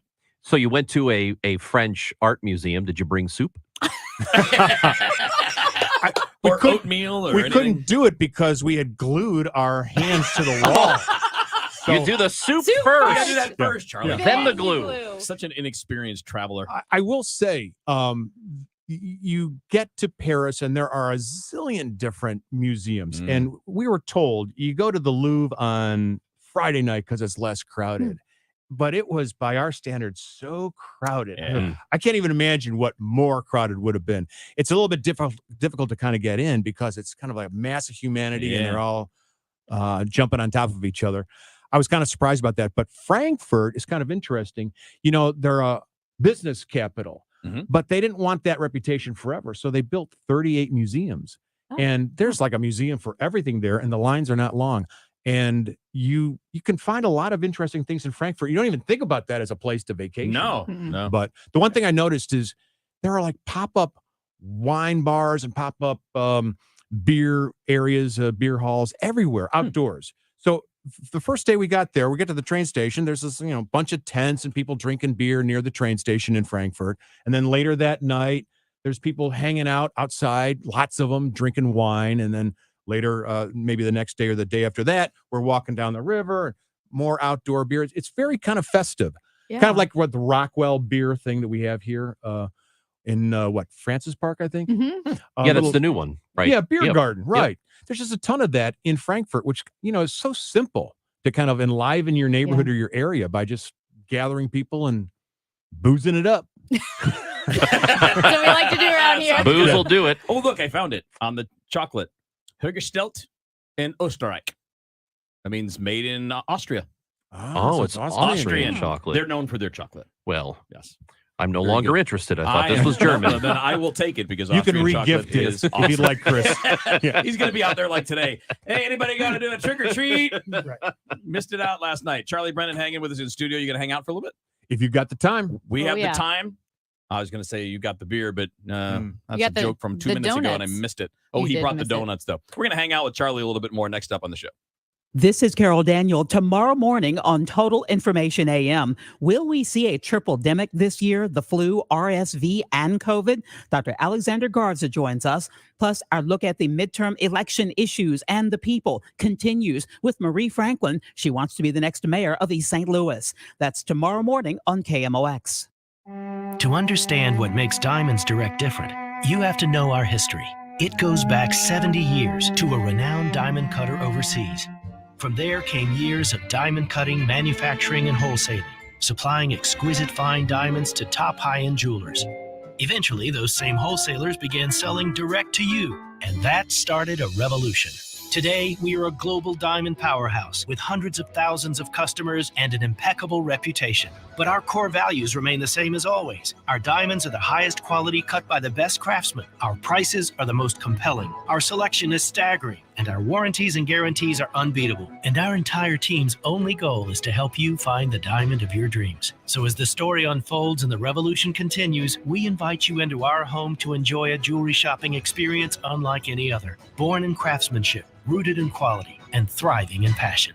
Diamonds Direct, your love, our passion. Online at diamondsdirect.com. Recent impacts with inflation, ongoing COVID concerns, and geopolitical conflict have us all and the markets on edge. Heisey Advisory Group understands the importance of having a customized strategy for retirement, especially during uncertain times, to help ensure these concerns don't have an impact on your retirement. Heisey Advisory Group is a St. Louis-based, family-owned and operated holistic retirement planning firm. Our team has defined a process that puts together all the pieces of the financial puzzle, working with all of your service providers to help develop an individualized plan that grows with you as your life changes and your needs evolve. If you're not confident that your retirement plan is on track to deliver the lifestyle you want amid historic levels of uncertainty, call us today at 314-328-4400. That's 314-328-4400. Investing involves risk, including the potential loss of principal. Firm provides insurance services. Investment advisory services offered only by duly registered individuals through A Wealth Management, LLC. The federal government is hiring 87,000 new IRS enforcement agents. Make no mistake, with spending out of control, they're looking to collect revenue. The first target will be you. If you have not paid your taxes or filed them in years, let me help you get that target off your back. Hi, this is Lance Drury with the Lance Drury Law Firm here in St. Louis. So if you have unfiled returns, wage levies, bank levies, or tax liens, now's the time to call the Lance Drury Law Firm before the IRS calls you. Your consultation is free, so don't put it off. The Lance Drury Law Firm focuses solely on tax resolution law. It's all we do. And if you have IRS problems, you have legal problems. Let us use our tax law resolution experience to guide you and work on your custom resolution plan. Call now. It's free and confidential. Call me, Lance Drury, at 314-260-6120 or go to LanceDruryLaw.com. The choice of a lawyer is an important decision and should not be based solely upon advertisements. Men, if you're struggling with erectile dysfunction or PE and frustrated taking pills that don't work, Paramount Men's Medical Center offers breakthrough medical treatments that effectively treat your problem. 98% of patients experience immediate results during their first office visit. And for a limited time, your initial consultation and first treatment are completely free. Listen to a specialist in men's health. I'm Dr. Brown. The physicians at Paramount Men's Medical Center offer the most advanced treatments that eliminate ED and PE. Now men are lasting 30, 60, 90 minutes or longer, regardless of age or medical history. Guys, to eliminate your frustration in the bedroom, call Paramount Men's Medical Center now to take advantage of this exclusive limited-time offer. Your initial consultation and first treatment are totally free, and you'll see instant results right in the office. Call now, 314-720-8081. 314-720-8081. That's 314-720-8081. At Neovitin, our goal is to create safe, dependable multivitamins to support your everyday nutrition when you need it most. That's why we've formulated Neovitin 50 plus multivitamins with 20 daily ingredients, including B vitamins for energy support, vitamin C for immune support, and Dr. Abicki's 4-ingredient proprietary blend that you won't find in any other multivitamins. Neovitin 50 plus multivitamins come in 2 specifically designed formulas to help support your nutritional needs. Neovitin Men's 50 plus multivitamin for men 50 and older, and Neovitin Women's 50 plus multivitamin for women 50 and older. With a 4.8 out of 5-star rating on Trustpilot, you can be sure you are getting quality nutritional support with Neovitin. Support your best life today with Neovitin 50 plus multivitamins. Available at your local Dierbergs, Schnucks, and online with our easy-to-use monthly subscriptions at neovitin.com. That's NEOVITIN.com. Neovitin.com. News, talk, sports. The voice of St. Louis, KMOX. All right, back another show. Charlie Brennan hanging with us. And Charlie, for a guy that's air quotes retired, you're busy. Trying to stay busy, right? You don't sit around. Not too much. I mean, why would one do that? Right. That's boring. No, we have traveled a lot. We since May, we've been to Virginia, and that's really cool with the Blue Ridge Parkway in West Virginia, Skyline Drive in Virginia. We had never really seen that before. That was beautiful. Then we went to Alaska, and then in August, we visited Michigan, and then Beth got a big Lifetime Achievement Award in Washington, D.C., so nice. we went there, and then New York City, where our daughter goes to school, so we have really been on the road quite a bit. And now you're just getting back to work on Saturday, too. Well, here's the deal, everybody. A bunch of us have this idea that there should be more plant material like flowers on the highways. You know, a lot of states do this. It makes the place more beautiful for visitors and locals alike. And this Saturday, we're planting some daffodils at the corner of River de Pere and Chippewa. And Crawford Butts Insurance, Bank of America, Brightside St. Louis, Horseman Brothers Landscaping, Old Town Donuts, all joining forces to do that. But we have just announced we're going to plant some daffodils, thousands of them, on city property in Forest Park near 6440 in Skinker. And that's Saturday morning. And we need some volunteers. How do people volunteer? Well, I can send them the sign-up link if they want to email me at cwbrennan@kmox.com. These are kind of demo projects. We're hoping that they look really good next spring, and it'll excite people to do more of it in success in later years. I know this is a thing that you've been on for a while, and I agree with it. I think something as simple as how your highways look right off the highways for people driving through, I think it makes a difference.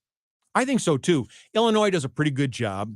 Parts of our area do a really good job, like the municipalities around Wentzville, Lake St. Louis, Chesterfield. They're really going to town and taking care of the highway sides. North Carolina has a huge program and is really proud of it. It's constantly expanding into all sorts of different plants throughout the year. And I haven't been there, but I've seen photos. They're really taking it seriously. But I think that when people are driving down a highway, they don't have to, see just overgrowth or litter. I mean, it would be nice to have some sort of eye candy for everybody. And there's a a researcher. I won't bore you too much because I know once I say research, people start. They're used to hanging out with me now. Amy's got us. They're used to doing trained their up. own research. You know what I mean? Well, this woman, Eugenia South from the WashU Medical School, has studied flowers and litter in neighborhoods. She's now at the University of Pennsylvania. And her research tells her that when you decorate the area, the living space with flowers and you reduce the litter, crime goes down. I think it makes people more relaxed. And that's one of the ideas here. Hey, let's relax the mood, the collective mood of the area by making the highways a little more beautiful. So we have these 2 demo projects, and we're planting daffodils this Saturday. If folks want to join us, it's cwbrennan@kmox.com. Perfect. How many people do you need? Well, should we need like 10? At Chippewa, we have about 5 dozen. I think we're in pretty good shape there. Okay. But we could use 40 or so, 30, 40 for Skinker and 6440. Did you bring enough Austrian chocolate for everybody? Oh, well, Old Town Donuts is supplying the donuts and the coffee. Oh, and perfect. Dan the Man Farrell from your St. Louis Cardinals is giving all volunteers a voucher for 2 tickets to the 2023 St. Louis Cardinals baseball There you season. go. Wonderful. cwbrennan@kmox.com. Charlie, thanks, man. Thanks You're for the welcome, by time, way. you guys. Open door. You're welcome to hang out with us if you'd like. Well, what do you got planned for the next segment? We're talking about more expensive tissues television and shows. Oh, expensive TV. Like Game of Thrones and Oh, Lord of yeah. the Rings and the money spent on the big shows. Oh, wow. Well, I don't watch much television. Maybe I should excuse myself. Well, you can sit here and watch. That's code for I've had enough of you guys. No, it's not. It sounds like it. I will say, I watched 2 shows recently. I never binge watched, but have you seen The Bureau? It's a French show. No, I haven't. It's Oh, I've heard about it. Yeah. Yeah, it's quite heard about good. that. French CIA. Nice. Where is Yeah. it? Which network or which outlet? Go to your library and get the DVD. Oh, I got to do that. I'm going to look for it on Netflix. Good to see you, Charlie. Thanks, everybody. Thank you so much. I only know what life looks like and feels like through my eyeballs. It's my I wonder if anyone is where they thought they would be.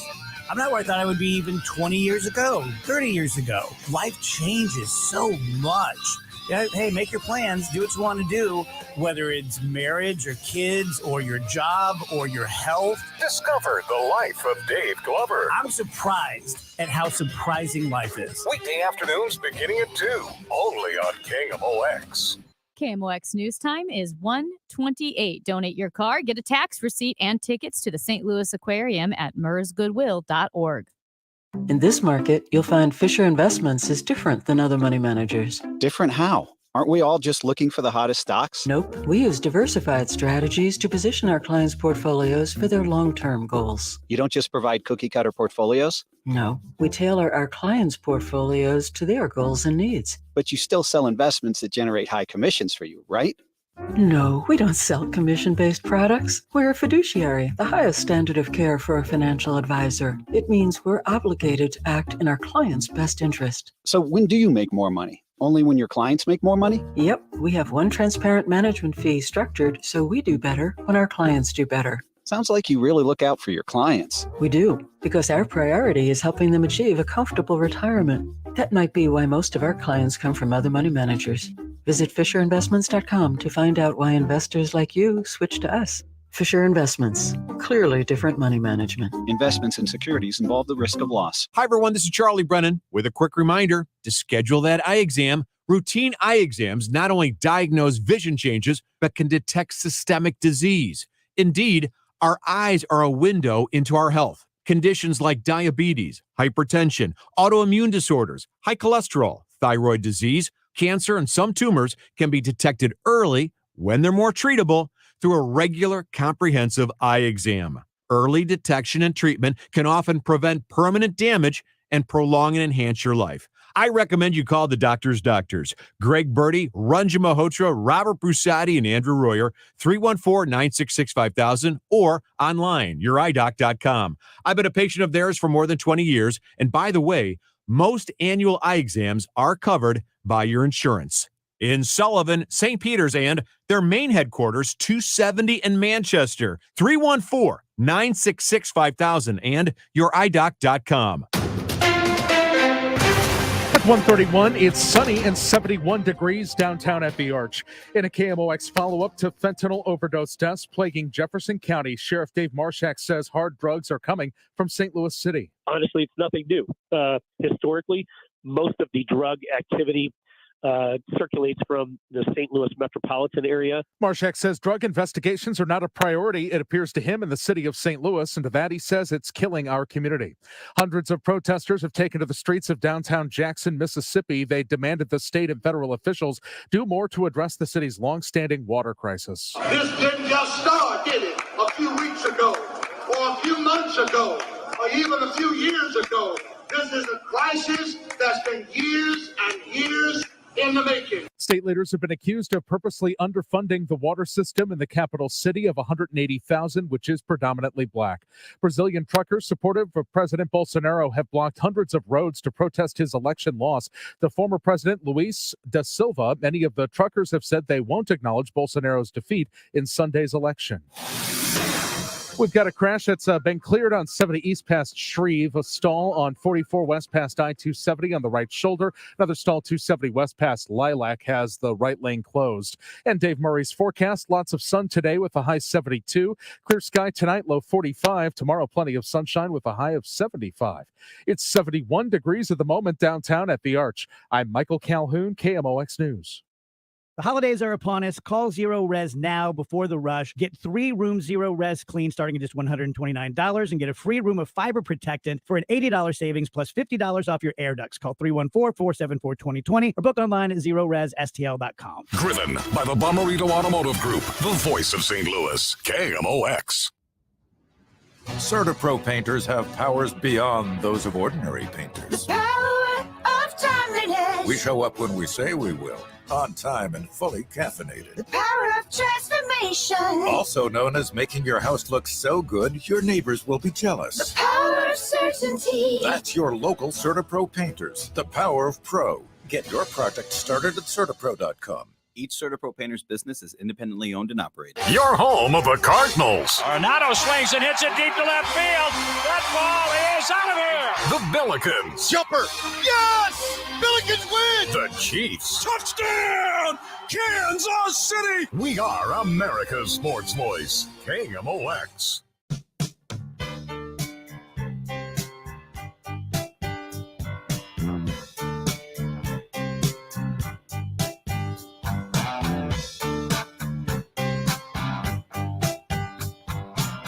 All right, coming up on 135 on the show, Chris Ranji, Amy Mark, Scores, Kevin Wheeler. Good to catch up with Charlie Brennan. I want to remind everybody, if you want to help out with the efforts to plant flowers in various places this weekend around, where did they, Amy, where did Charlie say the one they needed the most help on? Was that the one at That Skinker? would be at Skinker and 40. 40? Yep, because they have, what did he say, 6 volunteers already for the Chippewa location, pretty near Ted Drew's. And then this location would be the Highway 40 exit at Skinker, and it's city property. It's, up against Forest Park, which those are 2 great locations because you're going to see a lot of tourists, a lot of people from all over the area will be driving to those areas. You have the Ted Drew's and you have Forest Park. Yep.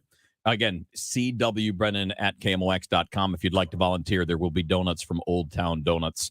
And coffee. And coffee as well. And we're eating Old Town Donuts as we speak. That was a great commercial break. I already crushed one. Yeah, I crushed So one too. good. I think that might be it for now, but one's going to be jumping in a bag and coming home. And by for now, you mean until we go to the next commercial No, break? I mean until like later today. Oh, Yeah, save it okay. If you were a real champion, you'd be able to complete a donut in this segment. Oh, I could do that now while we're talking, but I figured it was rude.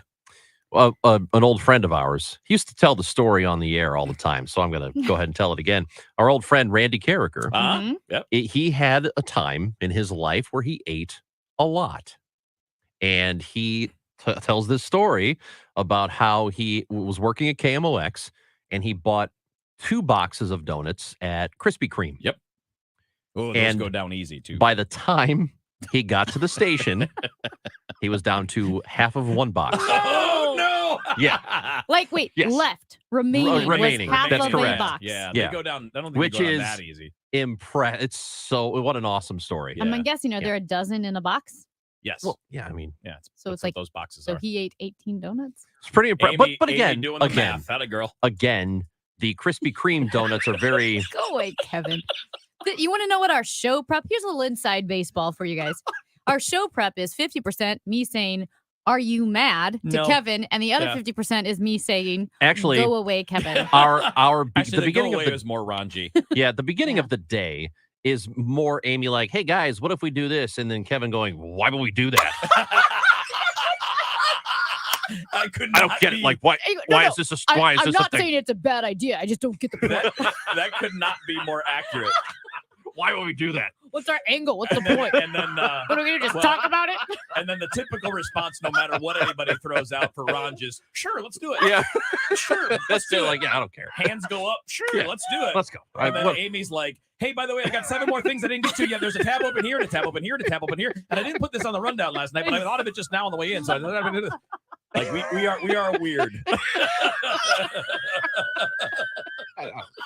It's so funny because like And then Amy. poor Dave has to watch it all. And somehow, Oh, screw Dave. somehow the booger segment made it through the filter. You know what? Oh. You notice I didn't protest that one. Yeah. Yeah.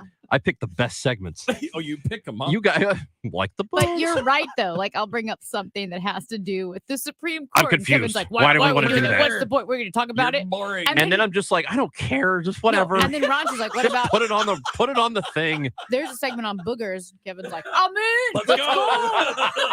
Let's go. Booger segment? I'll run across the room. High five, bro. Booger segment? Well, let's lead with it. Honestly, if people, But it's election day? No, booger day.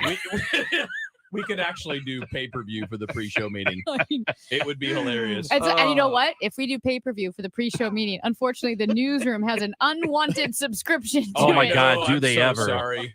For the newsroom, we are There's no we're the door neighbor on our room, though. We're the neighbor with the TV on 50. Yeah. That's who we are to Yeah. the newsroom. Yeah.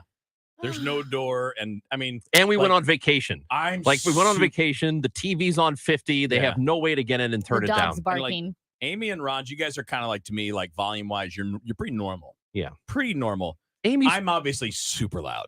Amy's pretty loud too. You think? I have evidence. Okay. Is it Okay. because I'm shrill? Yeah. Gosh, she's over there squawking. You hear it? I have evidence that I'm going to present to you all at a later time. Good. What? Oh my gosh. You can't. It is Can't a what? one-party recording I consent didn't rule. say anything. I didn't say anything about that. Oh, he just said Okay. evidence. I have evidence. I'm not happy about this. All right. Well, you just have to live with it. Amy, we were going to talk about TV shows because you brought it up on the Google Doc. Well, speaking of the TV shows, Mhm. while we were doing our show in this room, for whatever reason, we have daytime TV on our televisions. Yeah. Yeah. So right now, the Drew Barrymore show is Yeah. on, I saw that. Yeah. and they were I couldn't tell what they were saying, but they were talking about There's the Chiron at the bottom. Chiron. Or the Chiron. Chiron. The topic was, is it okay to have a snuggle session with an ex? I thought it was a snuggle sleepover Yeah. Snuggle sleepover with an ex. with an ex girlfriend or boyfriend. I think there's a lot of nuance to that. Is it There's a a lot of euphemism? nuance. Well, could it be? Sure. Also, if you're single, who cares? Do what you Yeah. want, right? If you're with It's- someone else, don't do that. Well, you know what? I'd say that it's like eating a pound of bacon at once. It's like probably not a good idea, but damn, is it fun? It's so good. You know what I mean? I've never, Like having a. I've never done either of these. You never had a things. snuggle I've sleepover with an never- ex? No. Like this is I not a haven't good. had an ex since high school. Like I'm going to pay for this. I know I'm going to pay for this, but man, I would really like a I've pound also of bacon. never eaten a pound of bacon, so I have there's no point of reference. Have you not ever been to Crown Candy for the BLT? I have not. I don't know if it's a full pound, but it's a lot. I think it is. And I it's have not- delicious. I have not Andy done the BLT. Karanzif has brought a lot of bacon over here. Yeah, I've done the Yeah, shakes. he brought us I've done chocolates. Yeah, That place I've is done the strong. candies. I've never done the BLT. I love Crown Never done Candy. a pound of bacon.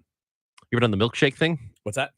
They have the milkshake thing. The Where- challenge? Yeah. Not done that. I The have one had that their made- milkshakes, but I've not done the challenge. The one that made I forgot his name. The guy from Man versus Food and made him throw up. Remember? That's not great. Yeah, he didn't pass that Who's one. the Man versus Food? That's not Andrew. No, Andrew Zimmern's like Andrew the weird Zimmern's food. the bizarre foods. Yeah. Adam Richmond. Adam Richmond. Adam Richmond. Richmond. And he had to stop doing it because he's about to have a heart attack. And so they were like, you cannot keep doing this. So he did the show, but he had other people do the challenges for him instead. Coach. Yeah. You went right into Ditka mode there. You did. About to have a heart attack. That's a baker's dozen. How many heart attacks that make for you? I feel like You ever seen the Superfan sketch? I wonder why Charlie didn't stick around. I know. No. Speaking of exes, I would love my old co-host back. Good God. You are the worst. Oh my God. Amy, excuse yourself. Hey, do you have any funny stories about the prep meetings back in the day? What prep meetings?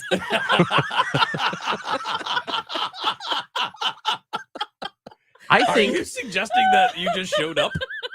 I think Amy needs to excuse herself from the room. Yeah. Formulate multiple apologies. Okay. And then come back.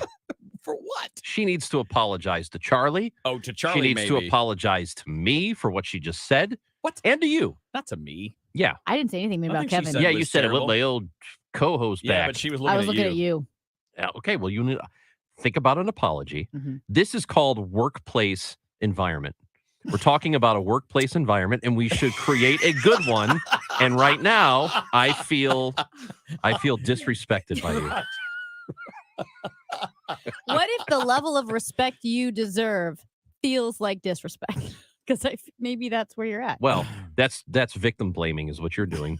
Oh My boy. gosh. I feel like there's been a lot revealed here in the past few minutes. So, snuggle sleepovers with an ex. It's okay. I mean, again, if you're single, do what you want. If you're willing to accept the consequences, it is perfectly okay. If you're single, who cares what you do? Yeah, but I Some- mean, well, I think the point is it a bad idea because you're opening up all the right, well. the whole. I don't know your dynamic. What are we I doing don't know now? your dynamic. Yeah, so how I'm did sure it it works for end? you. Yeah, how did it end? How does it typically go? Like, there's a lot there. That's not a simple question, I don't think. Yeah, it all depends on her and her attitude, not me. It's not about me. It's always about her. All right. On that note, we're gonna get back around to what we were going to talk about there. Game of before. Thrones, huh? Yeah. Well, the amount of money too. Oh yeah. How much they spent on Game of Thrones, and is it worth it to spend? Hell yeah, it's worth it. $500 million to put together a TV series. I say yes. I agree. Let's go next up on the show. The heavy sigh.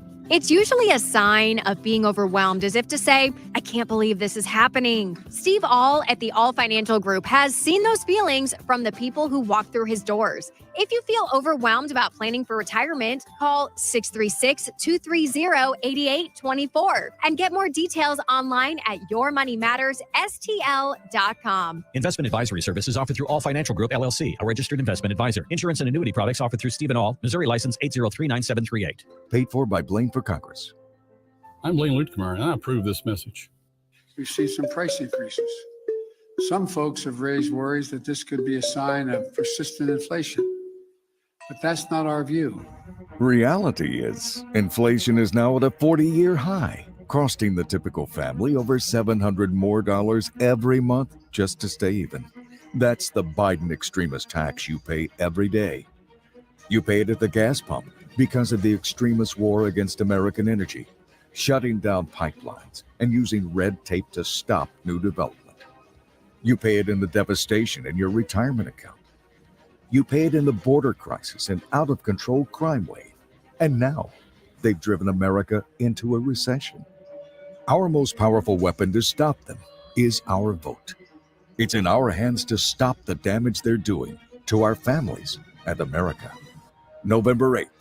Vote. Hey guys, Glover here with my friends at ThrottleNet. These are the genius IT guys that I've been representing for years and years now. We are number one all the time. Best in customer service from Small Business Monthly. Best in cybersecurity, again, Small Business Monthly. We have an average response time. I love this statistic. The average response time in St. Louis in 2020 by IT companies. You have a problem, you reach out to them, hey, I'm all shut down, help me, was 3 hours. If you got back within 3 hours, you were cool. Ours was 1 minute, 57 seconds, and the guys were very unhappy with that. It takes less than 2 minutes for us to address your problems. Here's a huge thing. We are now offering $500,000 in ransom protection to everyone who uses us. This is part of the deal. You don't pay extra for it. So if you happen to be hit and you have to pay, we're going to pay it up to $500,000. Now, this shows you how confident we are because no one under our protection has ever had to pay. Go to throttlenet.com/DGS. The show, sponsored by Straight Realty, your St. Louis area experts. Why pay more than 4? 314-441-4444. More Amy, more Kevin, more Chris. What is this weird show? The Show on KMOX.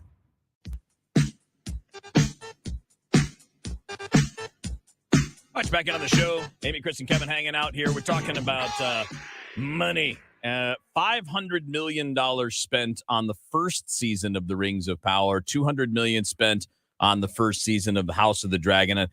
Could you imagine, by the way, throwing those numbers at like TV executives in the 1980s when they were looking for the next hit TV show, drama or whatever? I'm like, it's such a although I will say, each person on the Friends cast near the end, the last handful of seasons was getting $1 million an episode. Which was a lot at that time. But again, keep in mind, that's the 90s that you're getting each person $1 million an episode to go through the season. We talked about the show Deadwood on HBO, which was really, really good. They did 2 seasons of it, canceled it after the second season because it was too expensive to produce, which was also on HBO. Stranger Things, $30 million an episode. That's an episode. Yeah, I was going to say that's about right. So it's about in the range of what House of Dragon was. It's more than that, actually. So it's roughly between $250, $300 million a season, depending, because they normally go 8 or 10. I can't remember exactly how many, but that seems to be kind of almost the going rate now for the big hit series. And then the question is whether or not it's worth it, right? So there was a GQ report that noted that Amazon had 100 million viewers for the Rings of Power show. Wow. So, when you spent 500 million and you had 100 million, you're spending $5 a viewer to have that. And that's obviously worldwide, not in the US. And the question is it worth it? Well, I don't know financially if it is, right? I mean, you want subscribers, you want to watch these things. You have to be a subscriber. Well, they're not producing these things out of altruism, so it must be worth it. Right. Some people are not worried, but they've talked about the Amazon one, the Rings of Power, being more of kind of like a Bezos passion project as opposed to a moneymaker, right? Like he's always been a big fan and he wants to continue it. Well, they've signed up for 5 seasons of this. So if it's now maybe it won't be $500 million per season because this required a lot of set building, required a lot that I think would probably still continue to get used in the subsequent seasons. So maybe it won't be $500 million a series because the Game of Thrones was only $200 million. But keep in mind that they were not that far removed from the previous series, so they were able to use a lot of the same places. I know they're all different looks because it's 2,000 years earlier or whatever it is. But I wonder if that's part of why the production cost was so much more for the Rings of Power. But I would argue totally worth it. Well, think about what TV has become. And it's a conversation we've had before that some of the television shows that are out now, and we're talking about a couple of them now, are like movies, but just extended movies. So instead of a 2-hour movie, right, they've almost become 10-hour movies. And so if you really take that into consideration, because the special effects are good in all of these, and a lot of them are movie quality, it looks great. If you then take into account how expensive some of the most expensive films that we've ever produced have cost, it doesn't seem that outrageous. Yeah. Pirates of the Caribbean on Stranger Tides from 11 years ago, $379 million, most expensive movie ever made. So that's basically a 2-hour. I don't know, it might be a little more, but that's those movies are like 4. Oh, are they? But it feels like it. Let's call it 3 hours. Yeah, it's $100 million an hour. Right. More, $125 million an hour. Avengers: Age of Ultron, the second most expensive at $365. Then Endgame at $356. Infinity War at $325. Yeah. These are all longer movies. We're talking a couple hours plus. But if you think about what you're getting for the television side, again, per season, we're talking like 10 episodes. I don't know what Rings of Power is doing, but the Game of Thrones, House of the Dragon. It was only 8 this first season. Well, the Rings of Power. Yeah. Well, the House of Dragon was 10. Yeah. So you're getting a 10-hour movie for $200 million. Right. which in TV terms sounds like a lot, but the quality of the production you're getting out of those 10 episodes, I mean, it's almost, in a way, it sounds silly to say this, but it seems like a bargain. I agree. And, you look at it, I know Amy doesn't watch these two shows, but you've watched The Mandalorian. The Star Wars universe is having more success with TV shows than they had with some of the movies that people have been upset about. They didn't like the movies along the main storyline because it's very difficult to meet people's expectations for something that's been around for 50 years. But the newer stories, The Mandalorian is the biggest success. Mhm. But, even the one that's on now, Andor, is really good. It is good. Well, And they look like and they- feature films. That's what I'm saying. Yeah, right. it's unbelievable. I don't know about you guys, but I still love great movies. I mean, I want to see them. I prefer these types of shows to a movie because you get so much more of it, so much more depth. And I'm talking about Sopranos, The Wire, Band of Brothers. I mean, I'm talking about all of these, really starting with those initial HBO series that went super deep and multiple seasons. I mean, the amount of things that you can do in 40 or 50 episodes just blows away what you can do in a trilogy. Because you can character build, and there's time for characters to become different people in a way, which is which is the best part of it. Because there are a lot of shows, for example, the old Game of Thrones. At first, you hate Jaime Lannister, and then at the end of the show, you love him. I love that they're able to do that. Look at Deadwood. What you thought of Al Swearingen the first, in the beginning? in the first 5 or 6 episodes, and then what you thought about him in the last 2 or 3. Yeah, great. It's such a change. You know what's so interesting is to see how technology has evolved the medium, because obviously we didn't have the streaming services. So growing up, you had the A-list actors who did feature films, and then there was made for TV. And there's like the Steve Guttenbergs who dropped from, real Hollywood films to made for TV movies. Right. And now it's evolved so much that I don't know that there's I guess there is a difference, but is there a difference between an A-list actor on a streaming show like Millie Bobby Brown? Is she any different in your mind, at least as far as the quality of acting, from someone who exclusively acts in theater movies? There are some holdouts. Like I know Liam Neeson talked about it recently where he only wants to do film. He doesn't want to do TV shows. But you can, right. Yeah, those kind of people probably are going to do the movies, probably because they can get paid for a movie. That's it. The same amount that they would get for a series. So it's not worth it for them to do it. But I think in 20 years, I don't think that dynamic's going to exist. That's what I mean. It's almost like they're grandfathered in, And where they are the big screen actors. But within a few years, as those guys retire, stop doing movies, I don't know that there's a difference. And I think the biggest difference that makes it all possible. You mentioned the technology. Mhm. It's not just that we have streaming and we can get it there, but it's 4K. It's HD. Of course. Like the view, you can have the great audio speaker set up in your room. Like if you go back even 15, 20 years, you could not get that experience in your home the same way it looked on the movie screen in the theater, and now you can. And that's the thing, that television and the really good shows that we're talking about, they're going to have to keep up because the 4Ks are coming out and they're less expensive, and people can see all the warts and all the flaws. They have to up the budgets if they think people care about that kind of stuff. If they think people care about visual quality, they're going to put money into how the shows look. So this will continue. The trend we're talking about, as long as these studios like Netflix, Hulu, whatever, Prime, want to invest the money into them. HBO.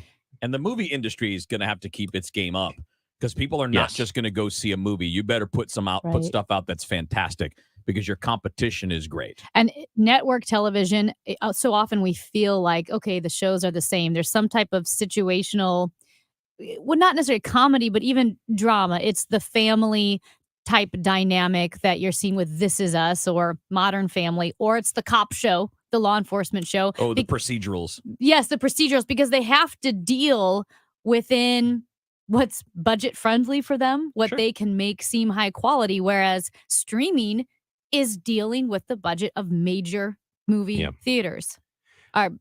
Production companies. We were talking about the expensive movies that were made. Do you know what the most expensive Star Wars movie was? Oh boy. Is it a surprise? We're talking about the production of the film, of all of them. The main story or I counting know. like Any Rogue One and Star all Wars, those? yeah. Oh. The first one, like number 4. No. No, I was going to say it was one of the last 3, like number 9. It's Solo. Oh, Solo, okay. a Star Wars story, was $275 million, and right there with it, Rogue One, Rise of Skywalker. Oh, Rise of Yeah, because I Yeah. figured it had to be the more recent ones. Because the original Star Wars was like $20 And and a Solo coupon for like. sucks. It wasn't terrible. I didn't like it. It wasn't really good, but it wasn't terrible. How much do you respect Rogue One soap was really operas as an anachronism now? They're still going. It is pretty impressive. I mean, it is, and I know they're going because they're on the TV in front of me. Above Kevin's head. There's entire always like a very show. sensual scene going on above Kevin's head. And I hope people on the stream can see it at Facebook. You can watch us Facebook Live. There you go. Nice. And you can easy. watch us on YouTube. Guys, have yourselves a great day. Dave Glover Show next here on KMOX. What's more important than profit? At Easter Fence Deck Renovations, our family name is. You, our customers and friends are. A job well done and doing what's right is more important than profit. Hi, I'm Chuck Easter.